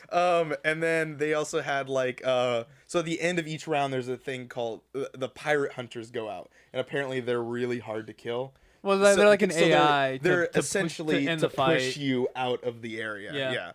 I think that game looks interesting. I will. I don't know. Like Kraken. Yeah, there were Krakens that were shown Yeah, at the I very end of will that trailer. probably. I really actually am interested in playing that one. Yeah, fall 2018 is what we're getting. They also did Just Dance 2018. Of course they did. They did. It actually started out like I was like, oh, this is kind of cool, and then they had a dabbing panda, and so well, that here's the was a thing. little bit of. Here's the thing, okay? I didn't watch the Ubisoft conference live because I was at work. So I didn't either. when I got home and I started watching a replay of it, the second I saw that it was a Just Dance, I was like, nope, skip. I skipped like to I the end watched of it that. I live. skipped Did you all see? of it. Did you see what it's coming to?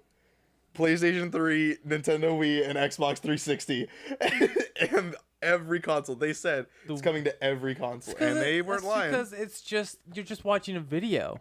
Yeah, October 2017 is when that comes out.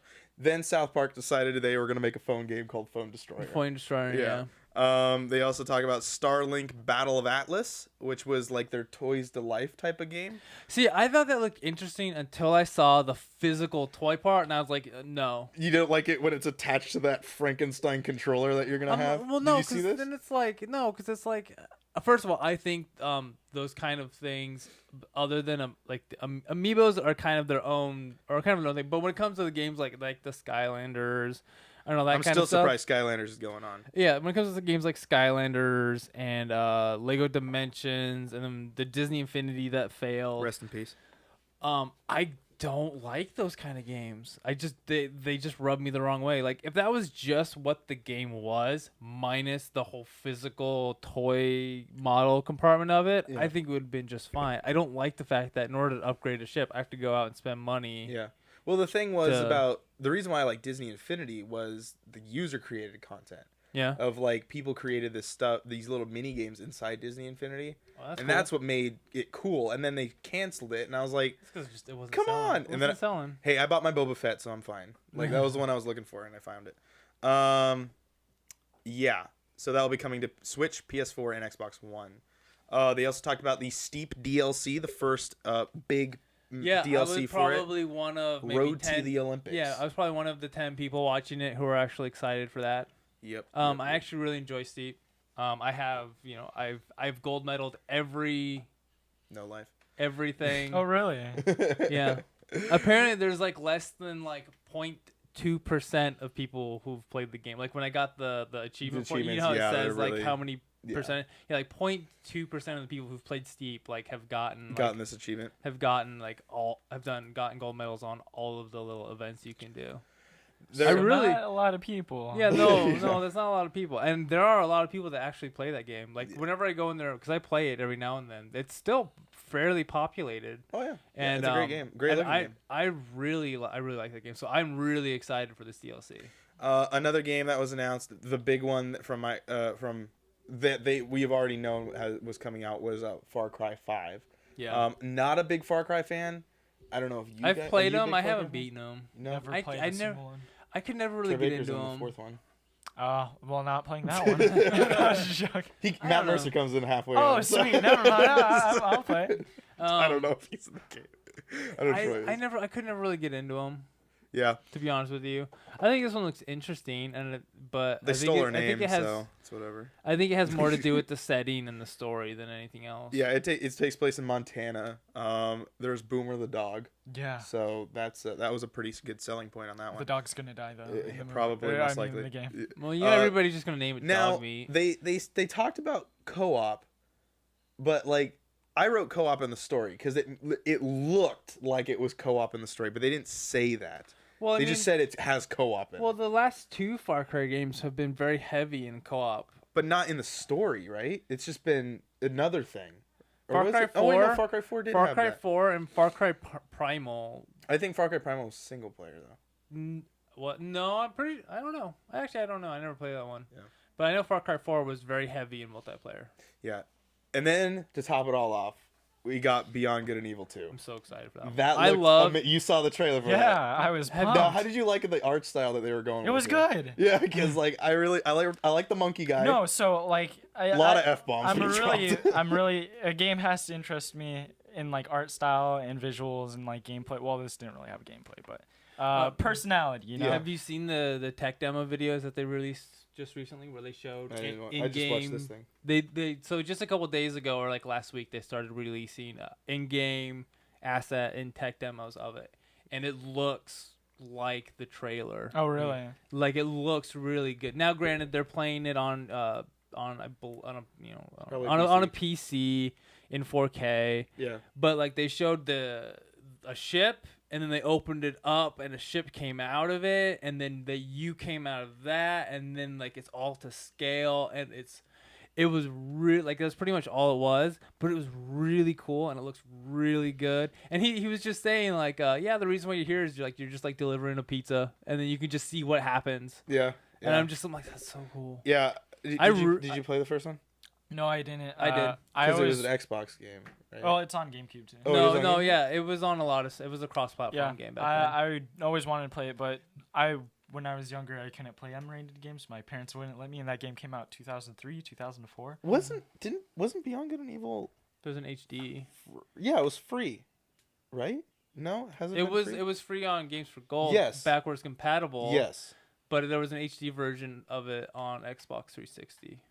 So the one that we got for free was the HD version. It is the HD. It does say it is the 360 HD version. It still doesn't look very good. No, it looks very clunky. No, I haven't played it though. I mean, that game is. I've played like the couple. I really enjoyed it. The story looks almost like I'm having a hard time seeing where the story is gonna get meshed with this one. Oh, it's prequel. This one's a prequel, right? But like it's very different. It feels very different, and I don't know if that's just because it's visually, more realistic or not. But I don't know.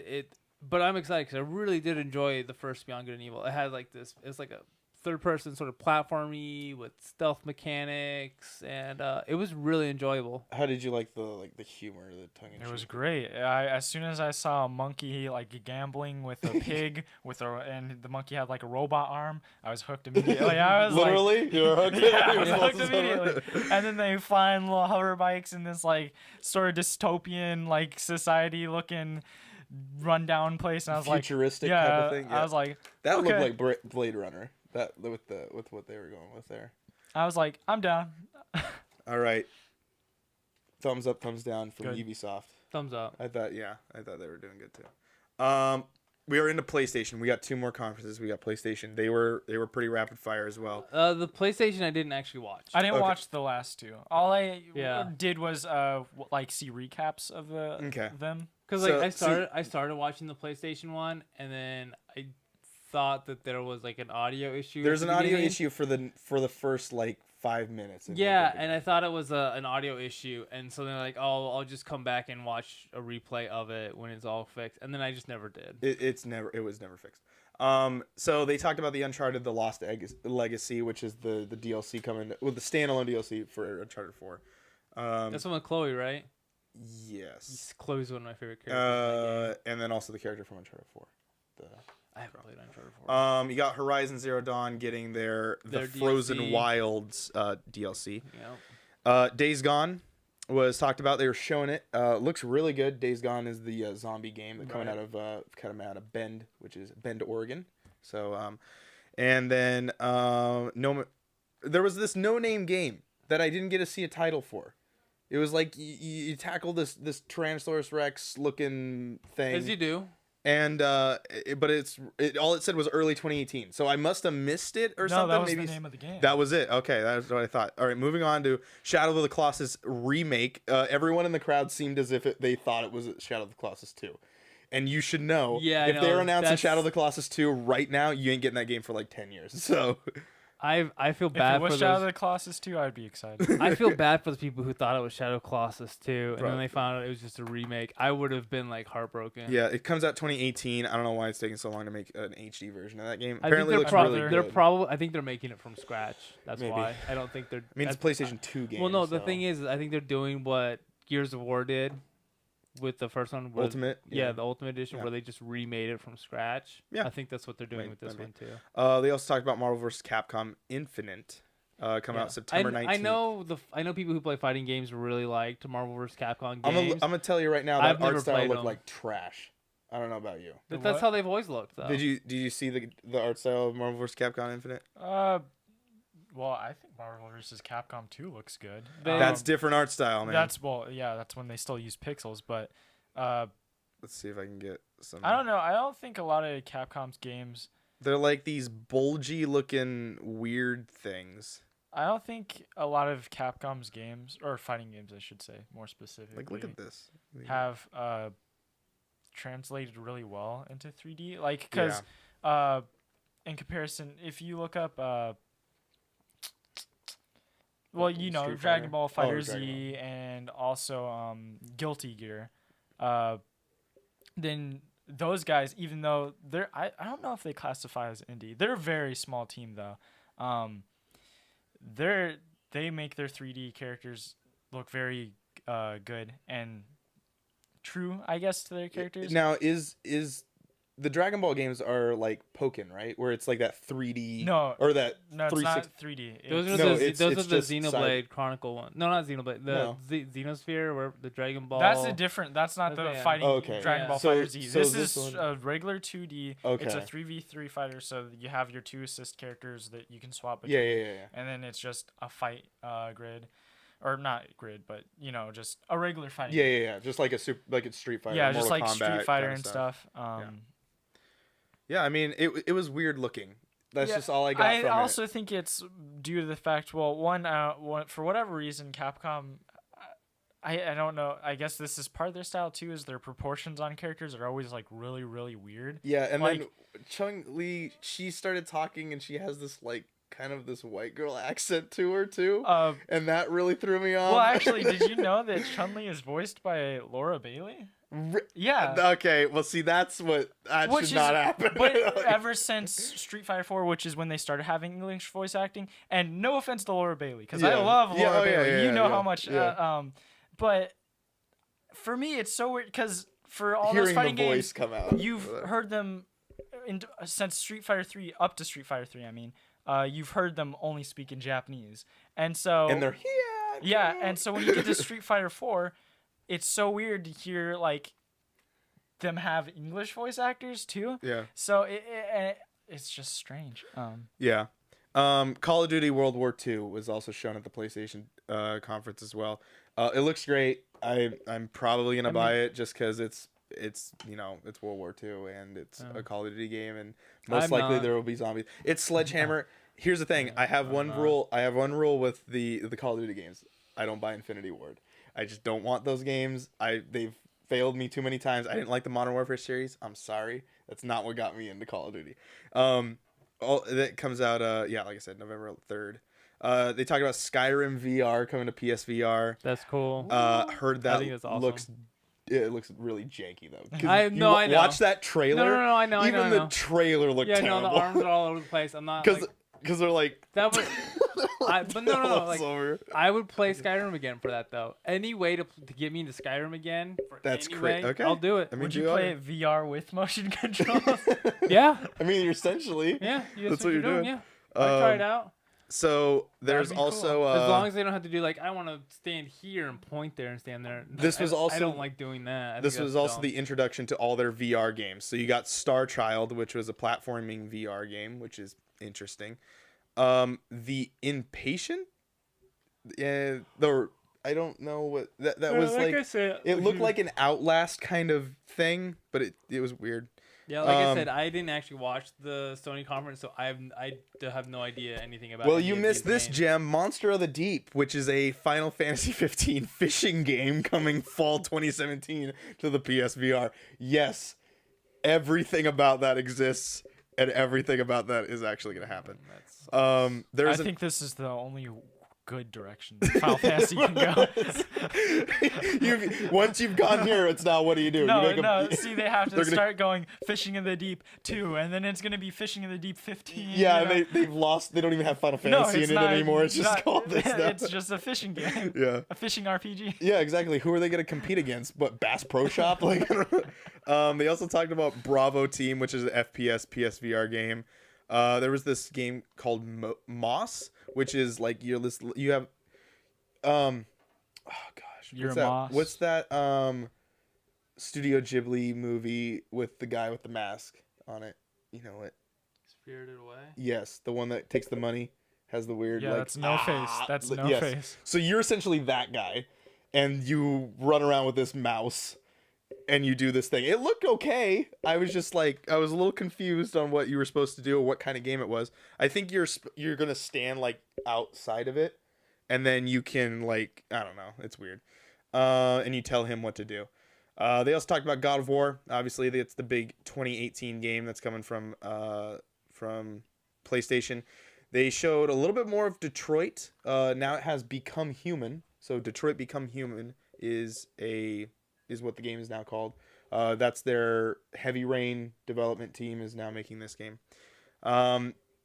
Destiny 2 was also announced which is always weird to see Bungie show up at a PlayStation event, it's kind of weird looking at it. And PlayStation's getting exclusive strikes, maps, ships. Just like with Destiny. Yeah, but this sounds like they're keeping that. Right. So you get this. If you're on PlayStation, you get it. Right. And Xbox and PC Yeah. players do not get it. They had that was the same. There is stuff on Destiny for first Destiny on PlayStation 4 that you can't get on Xbox. Yeah, that's there lame. still is. That's lame. Yeah. Then there's also they ended the conference with Spider-Man, which was the big deal. Comes out 2018. He talks to himself, which I kind of liked. You know, he does the little like, oh, that's cool. Like he'll mention like if the big dude comes out, As he goes, Spider-Man, sure. yeah. And so they showed Miles Morales. They didn't confirm that that's the Spider-Man, but they said, you know, I mean, he is a Spider-Man. Peter Parker is obviously the other the Spider-Man we all know. There will be 5 Spider-Men. Exactly, Spider-Man. It's a team now. Yeah. No, there's There's no longer no. there's no the Defenders. There's no Avengers. We just have the Spider-Men. No, this exists already. It's called the Spider-Verse. Well, there's that, but I mean, like, That has Spider-Man, Spider-Pig, Spider-Gwen. yeah. Wait, there's Spider-Man. Spider-Pig? Yeah. That's a real thing. It's not a thing Homer Simpson made up in the movie. Yeah. It's got Spider-Man 2099. It's got That's if you played Shattered Dimensions, you'll You'll know who that is. Now we go into our last one. I know this part has been really long. It's gonna make the episode really, really long. But hey, you know what? We just got to do it. Nintendo. It was the final one. This is your territory now. Yeah. We got Rocket League. Even though we're the only ones here that own a Switch. Yeah, this is his area. but Rocket League is coming in holiday 2017. Yeah, I think that's great. I think it's awesome. Cross network compatibility, Yeah. connectivity. I spelled connectivity wrong for some reason. It's fine. Don't worry. And then they talked about Pokken Tournament DX. Did you get Pokken? Yeah, I had played the original. How do you feel about them? I think it's a just adding cool game. It makes sense that they're adding the arcade because that version, well, another updated arcade version because that's what they've done with fighting games for so long. Until recently, until this console generation, pretty much. The only thing I have to say is, like, from what I hear competitively, Pokken is kind of boring to watch because a lot of people are very, very careful because it's a rock paper scissors game where there's like grab, that's how Pokemon is. Yeah, grab, beat, shield. This beats that. Like they cancel each other out and then go into and there's really long, like there's guaranteed combos and setups and stuff like that already. But so a lot of people are afraid because it's essentially whoever gets the first hit in, I guess, from what I've heard and some of the videos I've seen, whoever gets the first hit in essentially wins. So I don't know competitively if it'll do well, but I think the suckiest thing about Pokken, and this was also partly due to the Wii U dying at the same time, is it wasn't advertised a lot. It just came out. Yeah, and I think that's one of the reasons why the community died off so fast for that game.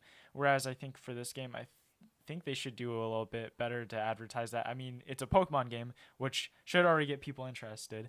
And it has quite a bit of cool characters, I think. Mm-hmm. They introduced a few characters that are getting introduced into the. Yeah, the they big have like from current generation, they have Decidueye. They have didn't they introduce Toxicroak or something, or not Toxicroak? They introduced that one that you like, right? Or was that already in there? The one with the Pokeball, like she turns into a Pokeball. She has this. No, that's different. But yeah, there was one that was like a machine that turns into a Pokeball. Oh, Magearna? Yeah, something like that. She's in a game, I think. Maybe. I don't know. She might be an assist because there's also assist Pokemon too. Geez, there's like this subclass now. Yeah. So going off of like esport type of stuff, they also talked about like how they wanted. They really kind of showed a few games that they were trying to aim for that. They talked about ARMS, which was coming out earlier that week. I played a bit of that. Or later that week. I did play a little bit too. I'm like, this is fun. It's hard for when me. I play it on someone else's console. Like, I'm not gonna buy it. I would consider buying it, but it's really weird to play. Like, I'm not used to a game that's like that. You know what I'm saying? They also talked about Splatoon 2 a little bit. They showed a little bit of that. I want to get that for sure. FIFA 18 apparently is like the FIFA that we are gonna get on main consoles, but without the story mode. It doesn't have the story, which is a little interesting. Wait, why is that? I guess it's too big to do that. I don't know. Okay. And then they also there's swearing in it. I don't know about that. I don't know. That's Like I just said, assuming. once Binding of Isaac went onto the Switch, they have no limits at this point. Well, it's on 3DSs too. Binding of Isaac? Yeah. I didn't know that. Xenoblade Chronicles 2 was also announced. Holiday 2017, which was very interesting because like when you look at Xenoblade Chronicles on the first one, it already looked really good, and now we're getting it in this like, you know, I don't know. I think it's going to be great being on like a portable system. I think it's really cool how much they're supporting that series because they had Xenoblade Chronicles, then they had X, which came out last year now, right? That was the Wii U one. Yeah, right? that was the Wii U one. And now they have 2, and so it's kind of cool to see like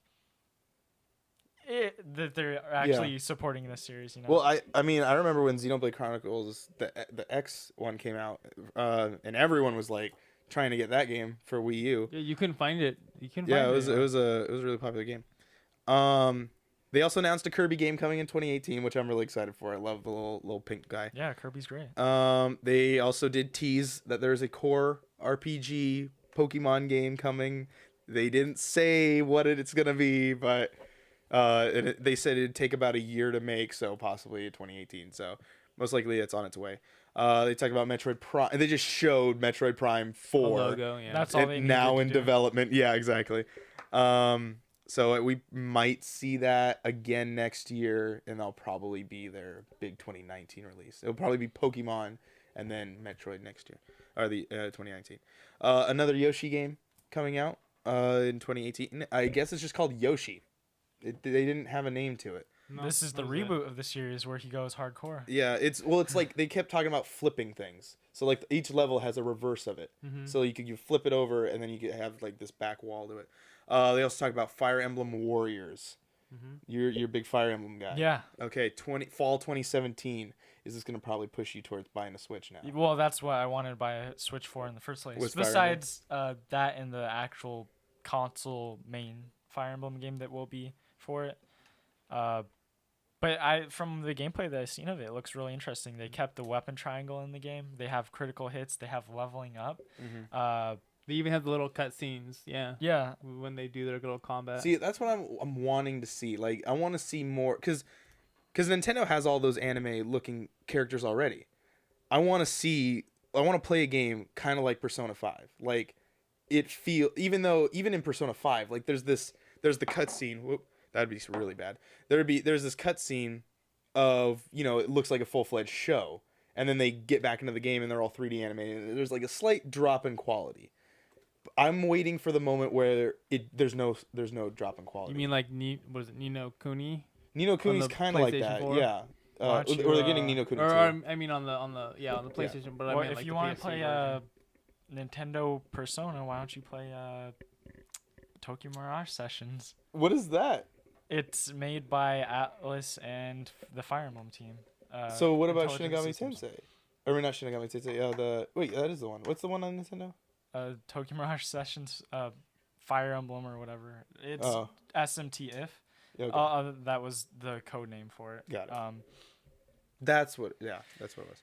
It's not. Well, some people like it, but I haven't gotten a chance to play it, so I can't say it. I just remember being very disappointed. Yeah, they also talked about the Breath of the Wild DLC stuff, the Master Trials, the Champions Ballard. I don't know what that's all. Yeah, comes out. Yeah, and then they talked about Mario Odyssey for the final thing. They just showed a little trailer. It was like you throw hats on things, you get to control them. Yeah. Little frog, giant Tyrannosaurus Rex, a human being, those kind of things. What'd you think about the Odyssey? The Oh, Mario. it's It looked games? interesting, yeah. That's interesting. Yeah. I literally haven't played a Mario game since I haven't beat a Mario game since Super Mario 64. I played Super Mario Sunshine, but I didn't get very far. Galaxy's the only one that interests me that I've never played. The other ones are kind of this. Yeah. I had no desire to own a Wii, so I'd never played the Galaxy games. Mhm. So. I had a Wii, I didn't buy the Galaxy games. But anyway, that is an hour and probably 20 minutes of E3 right there. Nintendo, yay or nay on their conference. I don't think we even did PlayStation. So PlayStation, yay or nay on their conference. I don't. There was nothing fresh. Kingdom Hearts Not 3. enough new. There was no Kingdom Hearts 3. Yeah, there was no well, Last of Us. It wasn't in their conference, but they released it before. Or Yeah, I guess. Yeah, there was nothing. Which they should There have was nothing in thrown the in there, but- PlayStation one that Mhm. I thought Xbox was all right. I think the only reason why I really liked the Xbox was for Anthem. That Mhm. was it. Yeah. The Xbox One X, we already pretty much knew all about it going into it.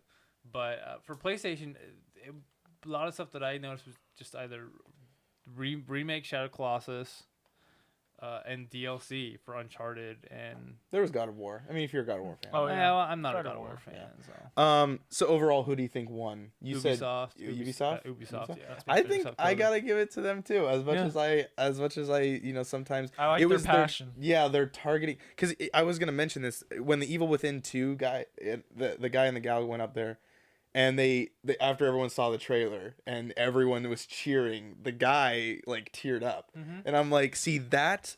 Those are the people that need to be shown on the TV, not this Aisha Tyler stuff, not bringing in musical artists, which they did this year. They did bring a musical artist in, but I'm just saying, like, if they went out there and they just said like, hey, this guy made this game, and they've been making it for like 15 years, and like now they're able to finally say what they've been doing, and people, That's what I liked about Ubisoft. Right, and I think the big thing the big thing I think that what turned me off to the PlayStation conference, other than the sound not functioning, is the little opening musical skit that they did. Oh, you didn't like the? I'm like this.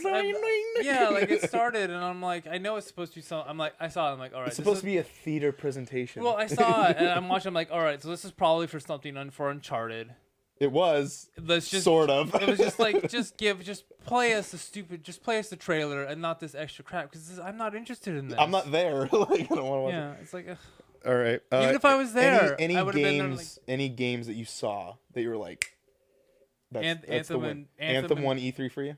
I don't know if it won. For me, I think that would have to be Beyond Good and Evil. Beyond Good and Evil won for you. Okay. I think for me that was probably the one that stood out probably the most.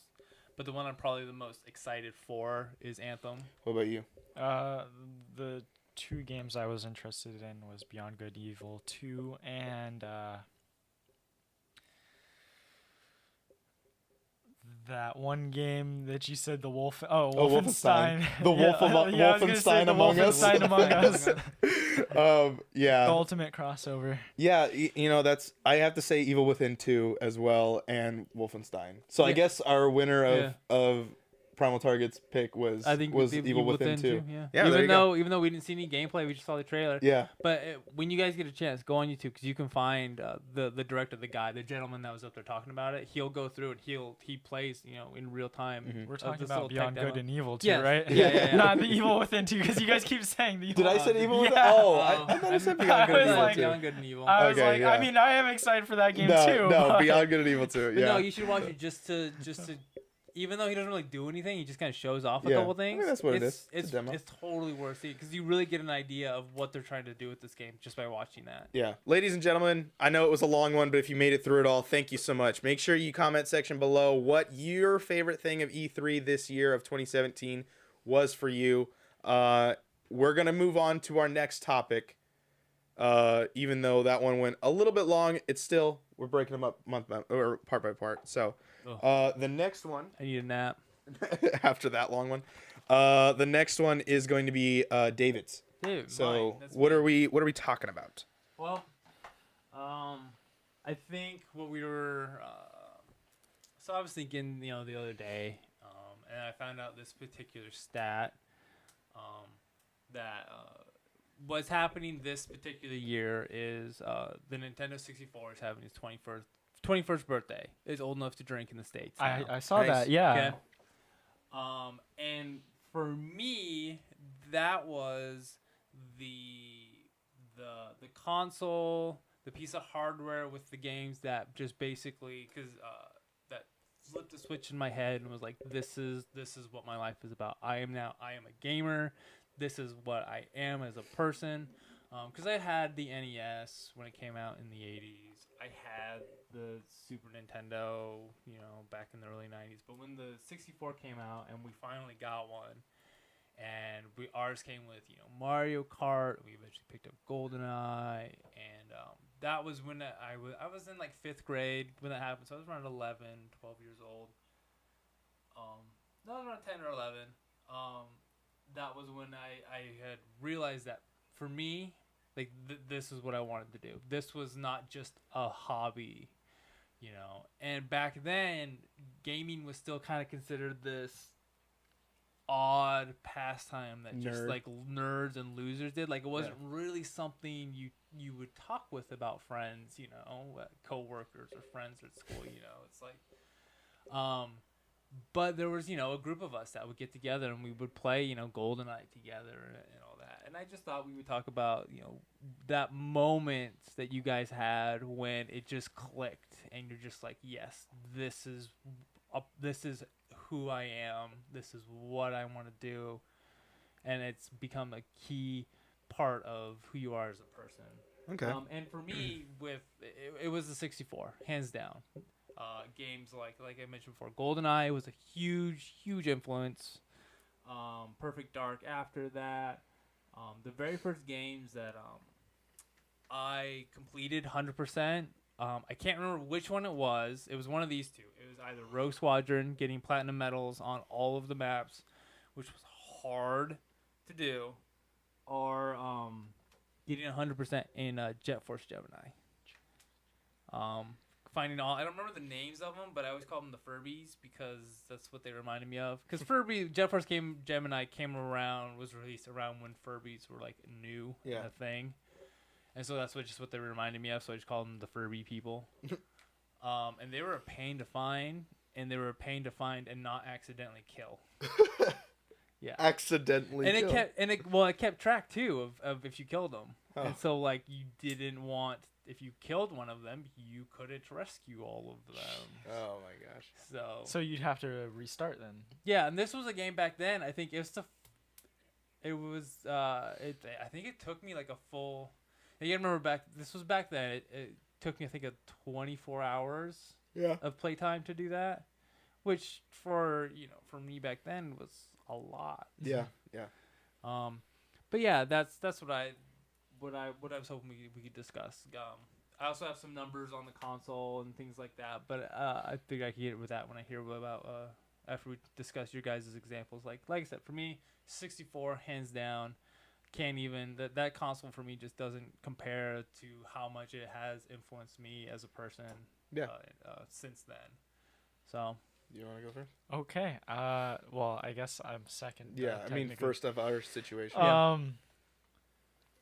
So this is the first console that I owned, so this is the one that would probably have the most impact on me because I played a bunch of consoles before, like the Super Nintendo and the N64 and the Xbox, the original Xbox, and all that. But I never owned them, so like the only times I could play them is if I went over to my friends or whatever.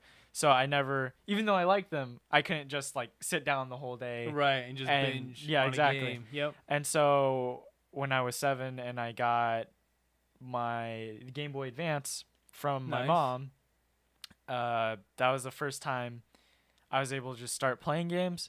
And the games I got were all right at first, but the first game that I got that I like sat down and I just played on and on and on. And I really liked the game. And you'd be like, I have to do this. Exactly. Well, since it was portable, I could play it at school too. I brought my stuff to school. And so I technically did too. In high school, I was a TA. Yeah. And so you just played? I brought my Vita when I was a TA. No, here's the thing. I was a TA because we had. Shout out to Miss Udo. Yeah, we had a TV, an actual TV film like studio in our school because we had that's where our local channel would film from, and half of it was like traditional videotape, high 8 VHS editing equipment on it, and the other side was digital computer editing, and we didn't get into the digital computer stuff till the second half of the year. So the first half of the year I didn't do anything except update the computers. So I would bring in my Nintendo 64 and my PlayStation 2. Jeez. Okay. And I was playing I would plug my PlayStation 2 into the internet and I would play Final Fantasy 11 in class, get an A, and as long as I didn't have the screen facing so the students could watch it. Yeah. My teacher didn't care. That's sweet. But sorry, that's what that reminded you of when you said taking. Oh yeah, no, that's cool. Was Mega Man Battle Network 3, and I was always a huge Mega Man fan, but this is probably the game that first got me into like RPGs. I am like further into Mega Man at the time too. And it was also the first game. Because for me now, when I play a game, if I really like a game, having 100+ hours on it isn't really like a big accomplishment. It's just like I actually sat down, took time to play the game, and I really enjoy that game. Or go Persona. Even though, yeah, exactly, because I have like 200, 300 hours on that game. I have a long time on that game. Wow. Yeah, and so. This was the first game, and this was when I was a kid. So this was like with my parents, like taking me around places, and also like telling me, "Hey, you can't play that right now," or like, "You need to go have dinner with us," or I would be grounded. Come have dinner with us, son. Oh, I gotta play Mega Man. You might have had an addiction at some point in time. But... Exactly. So I wouldn't always like have all the time to play, and also my mind as a kid, I would lose focus easily and just go. Play it for like an hour or two and then probably like read a book or play Legos or go outside, which I'm not saying is bad, but this was like the first game when I checked my save file, I had like 80 or 90 hours on the game, and I was like, wow, that's a lot, because it would be a lot for me as a kid to have like play a game and for it to take like 12 hours to beat or 20 hours for a game to beat. So seeing 80 hours or 90 hours on this game was like, I really enjoyed that game. I still really enjoy that game. But that was the first game and console that sort of got me into like really enjoying gaming and all that. Yep.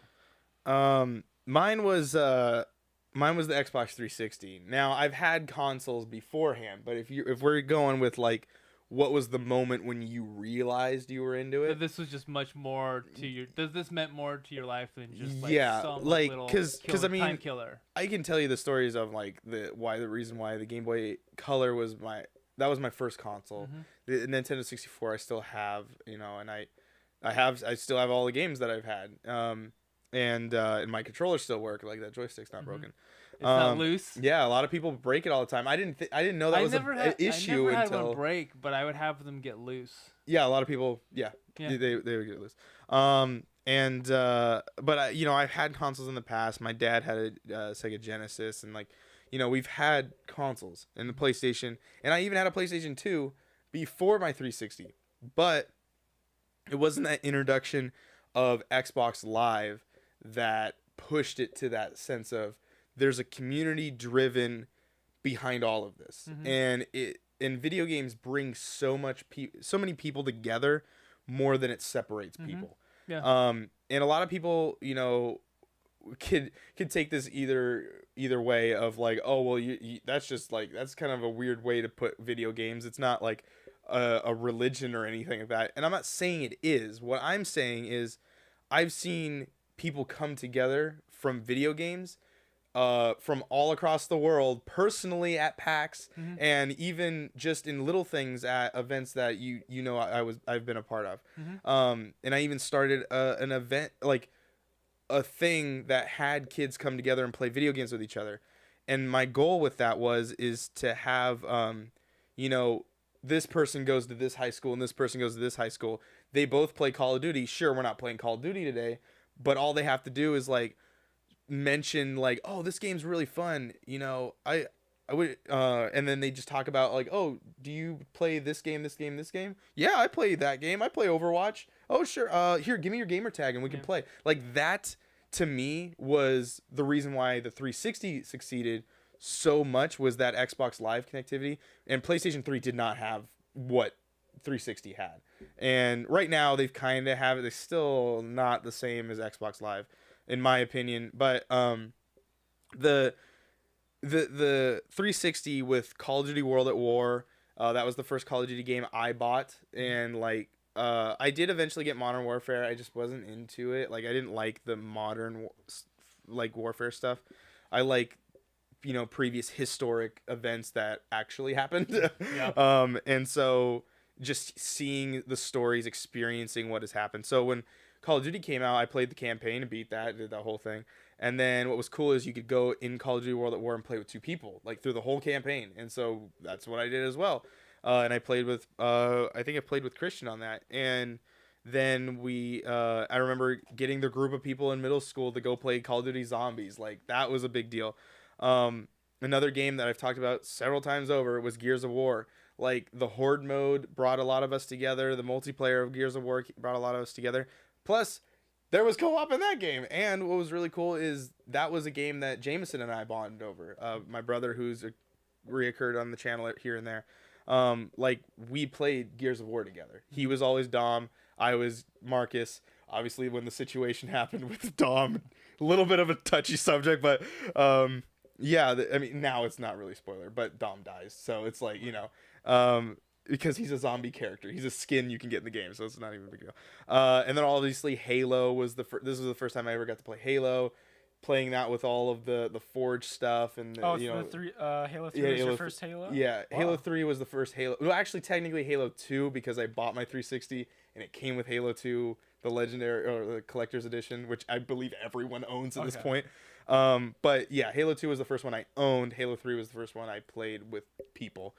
And then obviously if you want to go with story based, Red Dead Redemption was that like moment I was like, holy crap. like stories can happen in this game, and I just absorbed every moment of Red Dead, and I'm like, I want more from Rockstar. Yeah. I didn't want like that game. I didn't want that game to end. Yeah, I didn't like GTA 4. I know it came out before then. I just wasn't a fan of GTA 4. I didn't care. I didn't like fun. Nico. I really didn't care that for much. Nico. I didn't like his brother or His his cousin. Yeah, cousin. Yeah, I Roman.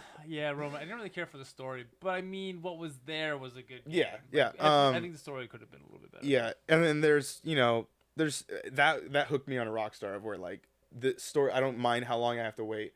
I will wait for a game. I want a good story. And then the achievement systems of trying to achieve things and get things done. That was the moment where I was like, okay, the 360 drew me into video games a lot, and the 360 has so much history on that I've been a part of.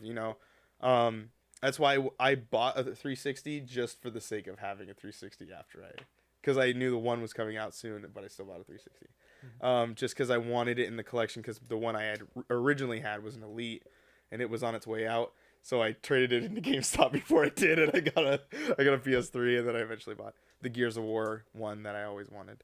But yeah, those are quickly some of the games that I like and what brought me into the gaming stuff. And obviously now it's a little bit better than it was. But yeah. I just wanted, because I heard the Nintendo 64 was turning 21, made me feel old, as things do nowadays. Yeah. And it just made me kind of think back and reflect on it, and it made me realize that for me that was the turning point for me, when like this was more than just something I do by myself. Because back then, I had the Super Nintendo, and my brother and I, we would play Donkey Kong. We really enjoyed the Donkey Kong Country 1, 2, and 3 games, and those had some hard levels. There was always like all the Donkey Kong games have like those token 2 or 3 levels that are just stupid hard. But I was curious what your guys' like moments of like I'm now like gaming is now a part of me rather than a pastime. And for me, like that was GoldenEye, the 64, Rogue Squadron, not the Lego Pod, the Star Wars episode 1 pod racing game. Have that game. So did I. I got so good at that game that I had to play it with my feet for my friends to compete with me, and I would win. That sounds like what we need to be playing on. I even discovered a glitch in that game that I put on that I posted to a website that I got credited for, and I don't remember what website it was. GameFAQs maybe. No, I think it was a game. I don't think it's a website that's still around anymore. Oh, okay. I think it was like Games Revolution. They exist. They still exist? I saw a dude with a shirt on it during the PlayStation conference. Yeah. Yeah. Yeah, it's fine with no engines. Like you can bug it to where you can have no engines. It's just like the tethers and then the little laser coil, but the engines are invisible. Interesting. You said you had numbers? Yeah, I do have some numbers just for fun on the 64. Yeah, we got some time. It was released on September 1996 in in the U.S. I should say. World War. Yeah, no. It was released in the U.S. in September 1996. Remained on retail shelves until 2003. Wow. Yeah, that's what I didn't know. That one that would made me just go like, whoa, because that was like right before the Wii came out. The GameCube had been out. No, the Wii came out in 2005, right? It came out way later, I think. Not 2005 or 2006. Because 2003 was still but that's still a really long time. But the Xbox is out, yeah. Yeah, like that's a long time. That's a long time on that it was on the shelf. Yeah, it's still really long. It sold. I thought this was interesting too, because normally Nintendo products tend to do, or I should say Japanese products tend to do a little bit better in Japan than anywhere else. Yeah. I'm surprised to see that these numbers were so far apart. Now, I wasn't expecting the Japanese sales to beat the American sales, but I thought it was going to be closer. Like they sold 5.5 million units in Japan compared to 20.6 million units in just the U.S. And I thought that number would have been a little bit closer. That's what surprised me. Yeah. For the N64? For the Nintendo 64, yeah. The numbers for the sales in the U.S. across everything for the Nintendo 64. They also did get the expansion stuff. What's that? We never got expansion No, we stuff. didn't. Like, so that may have survived it a little bit more, like made it linger around. Super Mario 64, #1 selling game for it. Not a shock. It came packaged with most of the bundles. I didn't get it in mine. Mine didn't come with it. Mine came with Mario Kart. I got Pokemon Stadium because mine's the Pikachu one. Yeah. It sold 11.6 million copies. The top 5 selling games: Mario 64, Mario Kart 64, GoldenEye, Legend of Zelda: Ocarina of Time, and then Smash Brothers. None of those shock me. Yeah. And they've all been remade. Out of that list, according to the source they use, which is just Wikipedia, the only ones that were sold with a console, bundled like with the console in the box from that list, was GoldenEye and Super Mario 64. GoldenEye was a bundle? Oh. I believe, yeah, I think I do remember seeing that. That's interesting. Wonder how that box looked. And yeah, and I just thought that that was pretty neat. And that is pretty cool. That's pretty good for a console back. 64-bit console. Yeah, for 64-bit, surviving against DVDs, because at the time there's PlayStation. The PlayStation was playing DVDs and CDs. Yeah. Yeah, I mean, even when 2003 is what I mean. Like those were. Yep. Yeah. So cool. I thought that's just a system that for me will always hold this, always kind of be like, I don't want to say on this pedestal for me, but it'll always have this like special place for me. Yeah. And I still have mine. It still works. It's that it's in my I think my parents. I think mine still works. The guest room. But yeah. Yeah. Do you have any final thoughts? No, I was just gonna say I think the N64 was the first console I played. Yeah. Oh really? Yeah. I mean, it was. I think for your guys' generation, yeah, because I'm like I think SNES was mine that I played. Owned. See, I think I don't remember it because you were born in when 95. Yeah. So I think like because when it came to me, I was born in 85, so that was like not. I still played games though. Right. Like I had a Game Boy. But like too. we didn't get like an NES till like 89. Yeah, we were. So, well, we also lived in Idaho, so. So did I. Well, I mean, like our. Oh, okay. At the time. I was gonna say like our budget, our dollar goes a little bit longer than Oregon and Washington. Yeah. So. No. When we got our NES, we were living in Idaho at the time. Oh, there you go. When I was in 89. Some cold weather up there. We were living at the base of a ski resort, so we got like 6 feet of snow. Nice. So good time outside to play of games. That's video game weather right there. Outside of Sandpoint, Idaho. Nice. But yeah, like you were probably around the same age I was when we got an NES. Like you were around like 4 or 5. Yes. Yes. Or when I got a 64. Oh no, I'm not when I got a Game Boy Color I was like 2 or 3. Oh man, I didn't. I don't know what I was doing. It was Pokemon, man. The craze was different. I also got a Tickle Me Elmo when they were first out. I don't know how my parents got that. I don't even know why my parents bought me stuff. I had My Buddy and some Hulk Hogan action figures, some wrestling action. Did you ever get any of those back? Oh no, those are long gone. Those are long gone. Like the old like Hogan, like the old wrestling figures where they were like this, yep, and like stiff. Yep, and they're like rubber. Yeah. Yeah. I have like a hard rubber. Yeah. But yeah, that's it for that. Okay. All right. I guess it's my turn. Yeah. Right. We'll cut it right there.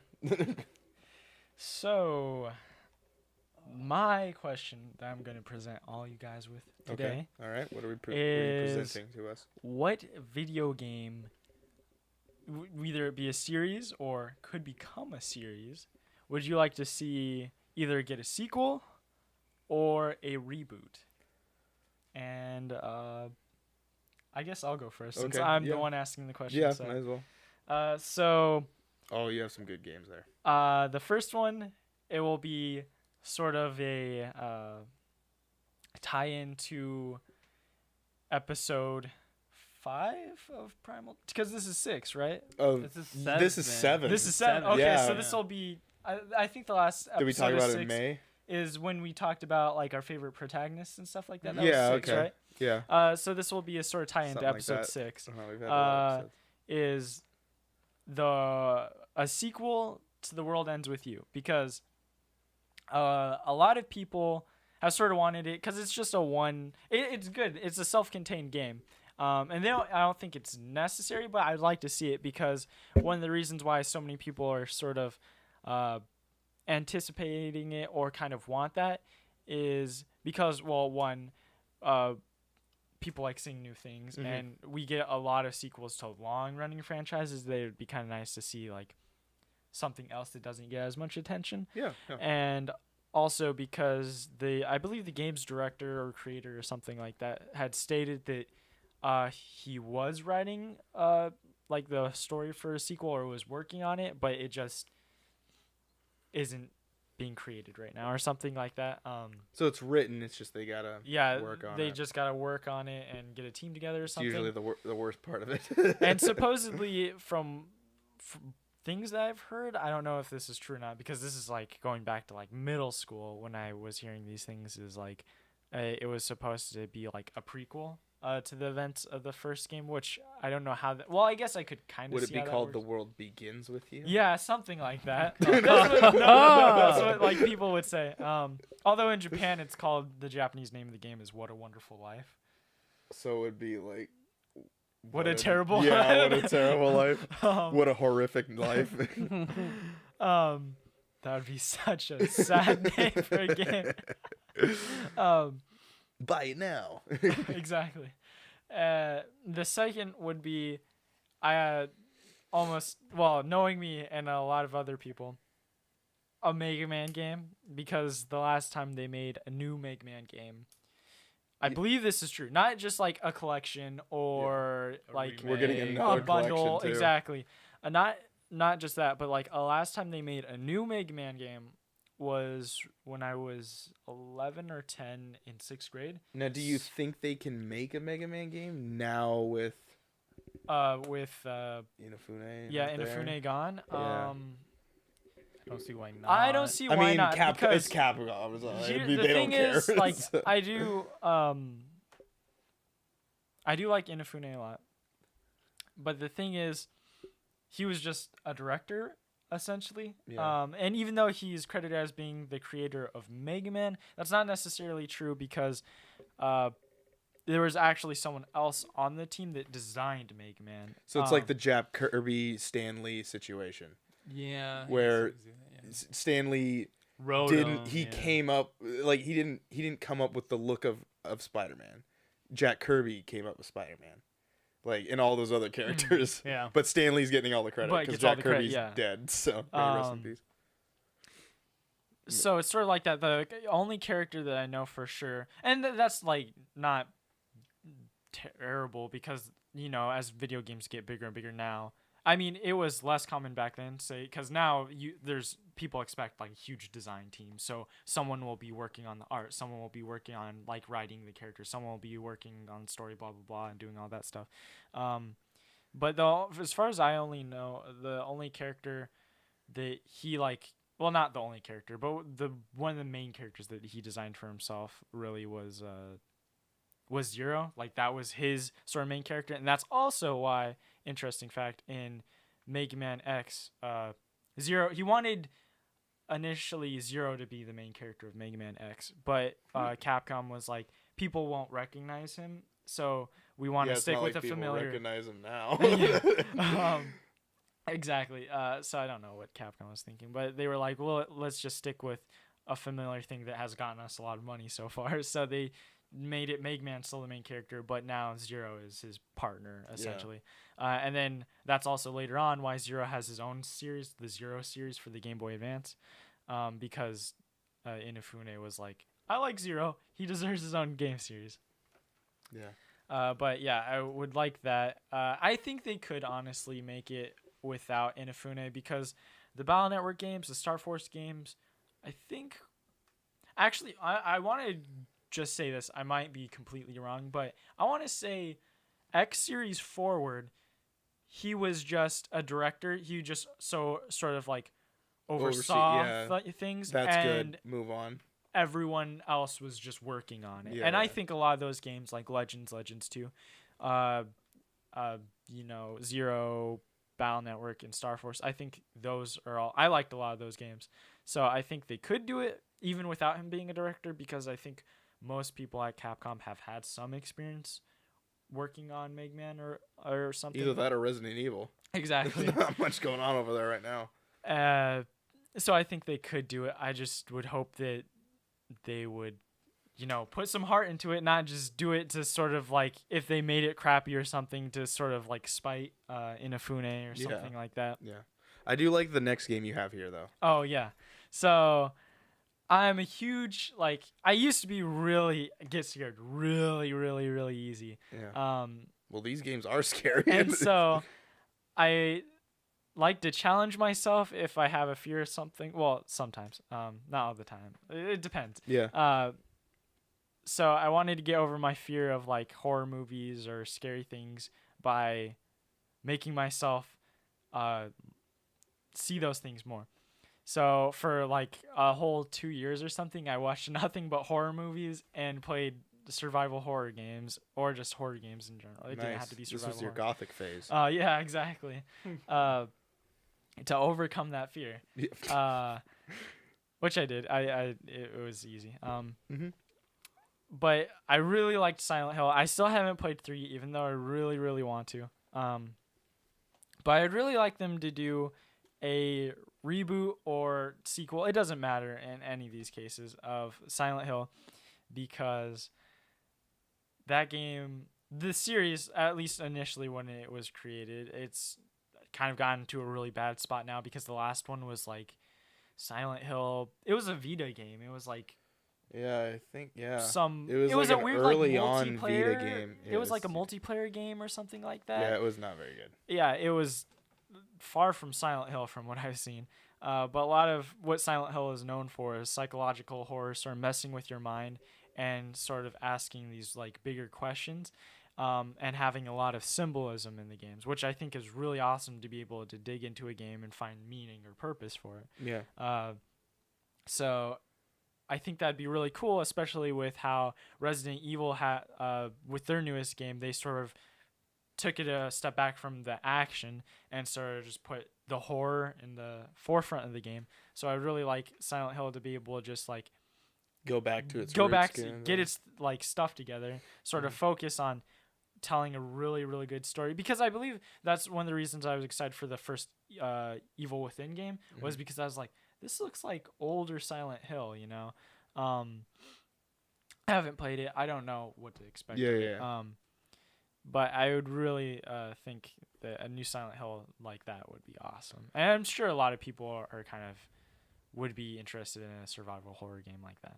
Yeah, I would definitely be interested in it. Those are one of those games that I'm like, I want to play it, but they're old, and I don't want to play it. I know, and old games don't. It's weird. Old games like that don't hold up. I'd only played the first Silent Hill game. Never Yeah. finished it, but I remember playing it at a friend's house for like a couple hours, and I remember like it being like just really dark, and if I remember right, it's like snowing out.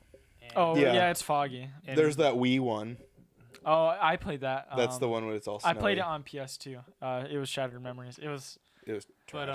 But yeah, it was the very first one though on the PlayStation, and I remember there was like a little dog house with like this evil dog in it, or then there was like a bus you could go in, and nice school bus, and very classy. Well, I mean, like I remember playing it and being just kind of terrified because like you couldn't really see anything because of the whole like fog. And I love the way they did that though, because they did it because of graphical limitations. And so they just had the draw distance. Exactly. They just made the draw distance really, really close. Yeah. And they use that to their advantage. And it's so funny because if you look up like the Silent Team, the people. Yeah, Team Silent. Yeah, Team Silent. Yeah. They were just a bunch of people. I remember watching YouTube videos of this. They were pretty much shunned at Konami because they were like either slackers or they were just really bad at their line of work or something. And so they all grouped them into this thing and said, and they didn't really give a crap about them. And they were just like, make a game, do something, blah, blah, blah. And because of that, they were able to have all this freedom, and that's why they were able to make the Silent Hill games. And another story that's sort of similar to that is how... and this is why I think it's good to not have limitations on work. Well, it's a double-edged sword. If you feel pressure, then it can convince you to work. Whereas if you're at free time, you also have enough time to put in whatever you want, essentially. But as what happened with Dark Souls, or more specifically Demon Souls, is that Miyazaki, I believe that's the creator of the Soul series, he came to this company or whatever, and they were just a really, really crappy company, and he was just working there. And then they were working on this game for a long time, but they just didn't know what to do with it. And they're like, blah, blah, blah, blah. And he started pitching his own ideas and blah, blah, blah. And it became Demon Souls. And eventually Atlas published it, and it did fairly well. That's right. I always forget Demon Souls is published by Atlas. And that's weird. So. And then eventually they formed From Software, right? Yeah, exactly. Well, is that that is From No, Software. it's From but Software. it was Oh, they originally were by already. Atlas- They by already Atlas. were already that. Okay. But I believe that was the company. Yeah, it was already From Software, but they were unknown at that time. They weren't tied to a publisher or anything at the time. That's And- why They're- an Atlas was tied to PlayStation, so that's why when it was published, that's why it's on PlayStation only. So they were a second party essentially. Pretty much, yeah. And Yeah. yeah, so they published That game the blew game. up. And then and so because of that though, because he did really successful, they actually made him president of the company, even though he was like a new guy that just showed up. But because So, hey, he you was gotta- able to make them go from like, I don't know what games they had worked on prior to that, or if they had even completed a game before Yeah, that. no, they have other games before that Were were like they- kind of leading up. Well, like Oh, they've they're completed getting there. games, and you could see like these games were kind of laying the building blocks and the components to the Soul series. to Demon Souls. Yeah. And then eventually, yeah. And so and then so since he took head of it as both like the head of the company, which is really weird, he was also the lead creator of the Soul series, so he was very in charge. Like that would be kind of cool. I mean, if you got great ideas, there you go. Exactly. There you go. All right, so who wants to go next? You want me to go and then you wrap go it up? for Okay. So mine, it took me a while to come up with it, and one of them I came up with while we were talking, not in the podcast, but I want another LA Noire. Like I was gonna mention it in the last episode, the last part, but it was only because I was gonna refer to it here. LA Noire was one of those games. Also, right after Red Dead Redemption, I immediately like it. It was I liked the story.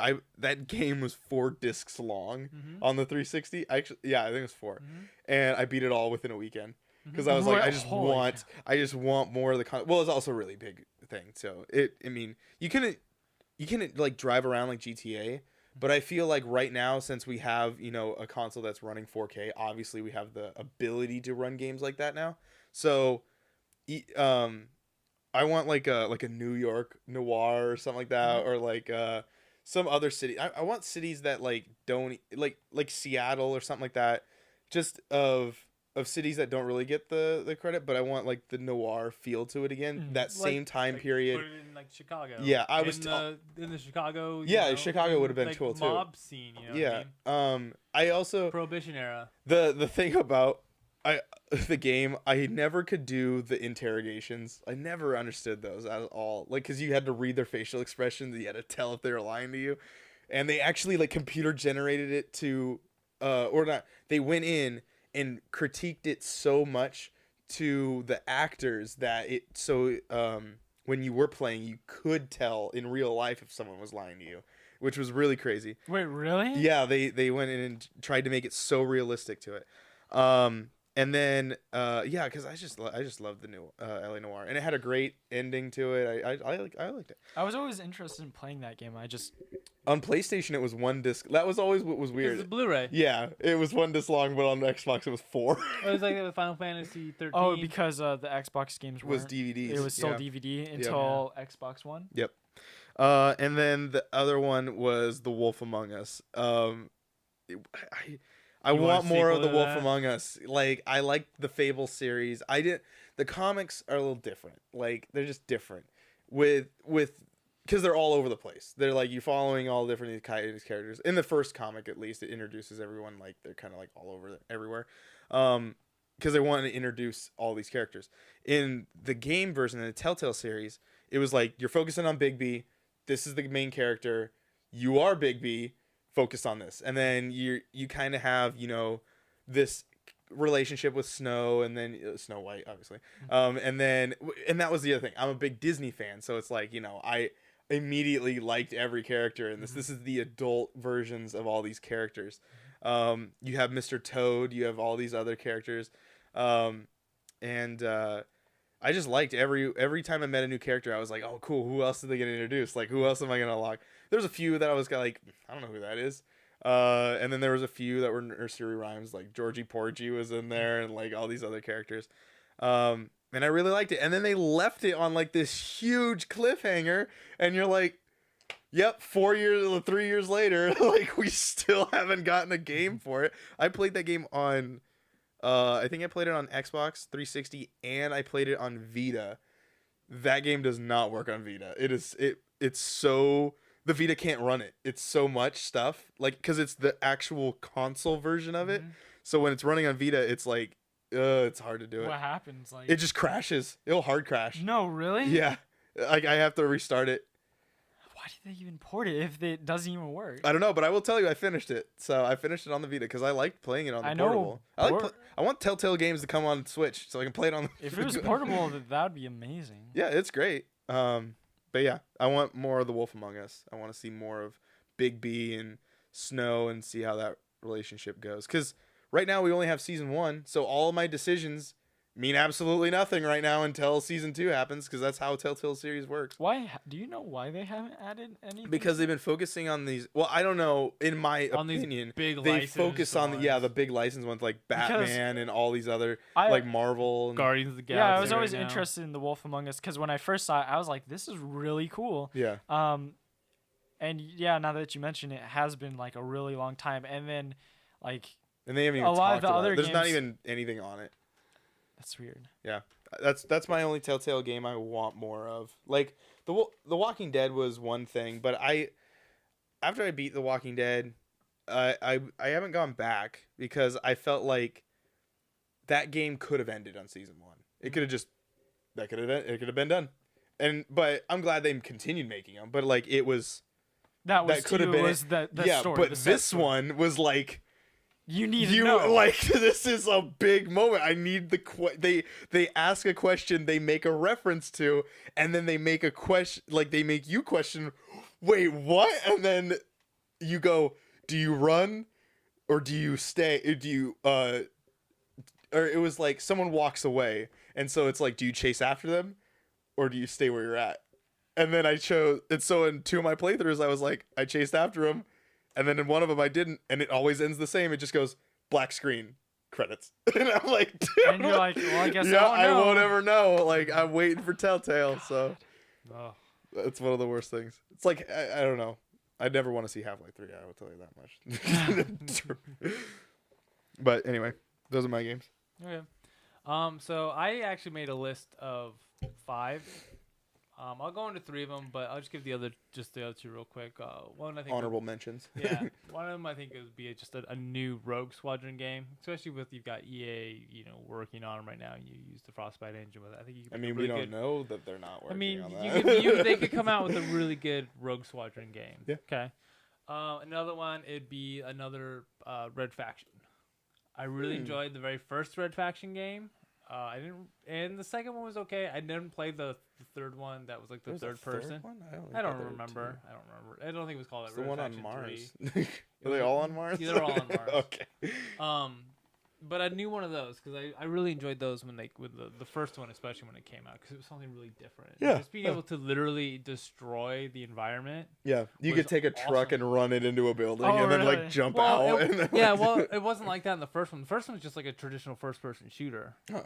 The second one you can do it. And you could do like there was like rock. If you could like look at a rock wall, shoot a rocket into it, and you can create these like tunnels and cave systems. And in the multiplayer, it was pretty fun because there was this one map in particular that had this big open area that was like a pit, but it had these walkways that went across it, these like rock bridges, and you could shoot the ends of the bridges where it connects, and it'll fall into the pit, and you could just annihilate so many people if they were on that when you shot it down. It was really cool. That's awesome. But the ones for me that I think that deserve 2 of them I think deserve a second in the series because there wasn't one, and then the other one I think is just that needs a full reboot. And so the ones that I think that deserve a second in the series, the first one is Jet Force Gemini. That's one I'm probably will hands down probably be my number 1 game that came out on the Nintendo 64. It was such just like this breath of fresh air, third-person shooter that was very unique in terms of the controls because it plays very similarly to a dual stick controller. But it's on that banana one. But it's on the Nintendo 64 where like you aim and turn. Think of it like it plays exactly like the way dual stick controllers play now, except the sticks are opposite. Okay, so you're aiming with the left thumb. Yeah, no, it sounds weird now, but back then, like No, I played games like that. Dual sticks wasn't a thing. It wasn't a standard back then. So the whole move and aim like you do now didn't exist. So you would aim with the main stick in the middle, and then you would move forward and backward and strafe left and right with the D-pad. And that was how you played it, and it was really good. It's kind of hard to play that way now just because you're so used to the dual analog. With the rare replay, they switched it so you can play it like a normal dual stick. Can you switch it back? Yeah, I believe you can, but after like a decade of playing with dual sticks, it's annoying. I was curious if they actually. I believe you can, yeah. That'd be cool. And that game it was bright, it was colorful, the soundtrack was amazing, the 3 characters were diverse, and each played very unique. A lot of replayability in with it too, because your character's upgraded. When they upgrade, it unlocks areas you previously didn't have access to, and it allows other characters to go through. Because the game starts out and it starts like kind of each character, like this guy goes down this path, the dog goes down this path, and the gal goes down this path. But when you get to a certain point, everybody can go over the paths. It's like you start on this level, this world. The dog goes to this world. She goes. But later, when you can take the dog to his world, because he gets this like little tank body that can like hover. The dog does? Yeah. Okay. I know it sounds weird, but it's really cool. Yeah. He can get access in his levels that the Kinda male like, character didn't have access to. So like the Lego games, like you got to play through the levels to unlock the characters, so you can come back kind and of go like play that. it again. Yeah, Okay. kind of like that. But it was more involved with the story. Not so much as to go back just to get collectibles. You have to go to unlock other areas within the universe. And I really liked that game. And the multiplayer was really fun as well. Split screen 4-player multi co-op on that was really fun. So that's fun. Another one that I think deserved a sequel is Legend of Dragoon. I thought I did get one. Oh, that's the one with the blue dragon on it, right? What's that one? No, the one with the blue dragon's Blue Dragon. Oh, that's right. It came out the same time.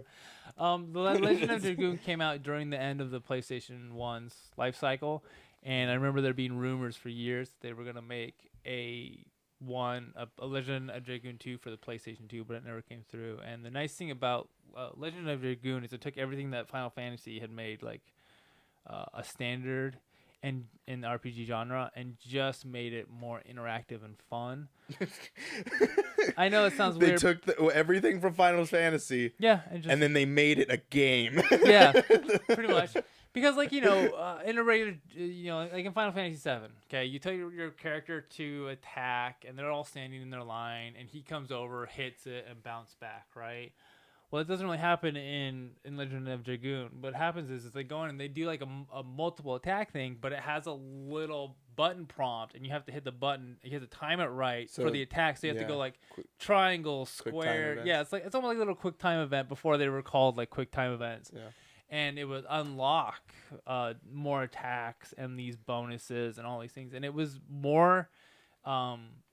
It got you more involved in the game rather than just sitting here and spamming the attack button like you do in Final Fantasy games. Like I remember, like when they switched to Final Fantasy 14 and they had like the auto play feature where it was just basically your character started to attacks and everybody got all upset about it. I'm like, why? You just attack anyways, all the time anyways. Like you're just pushing less buttons now. Yeah.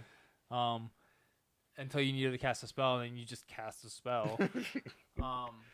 And then my second one, my third one, which deserves an actual reboot, is a series that I really enjoyed, which was the Siphon Filter series.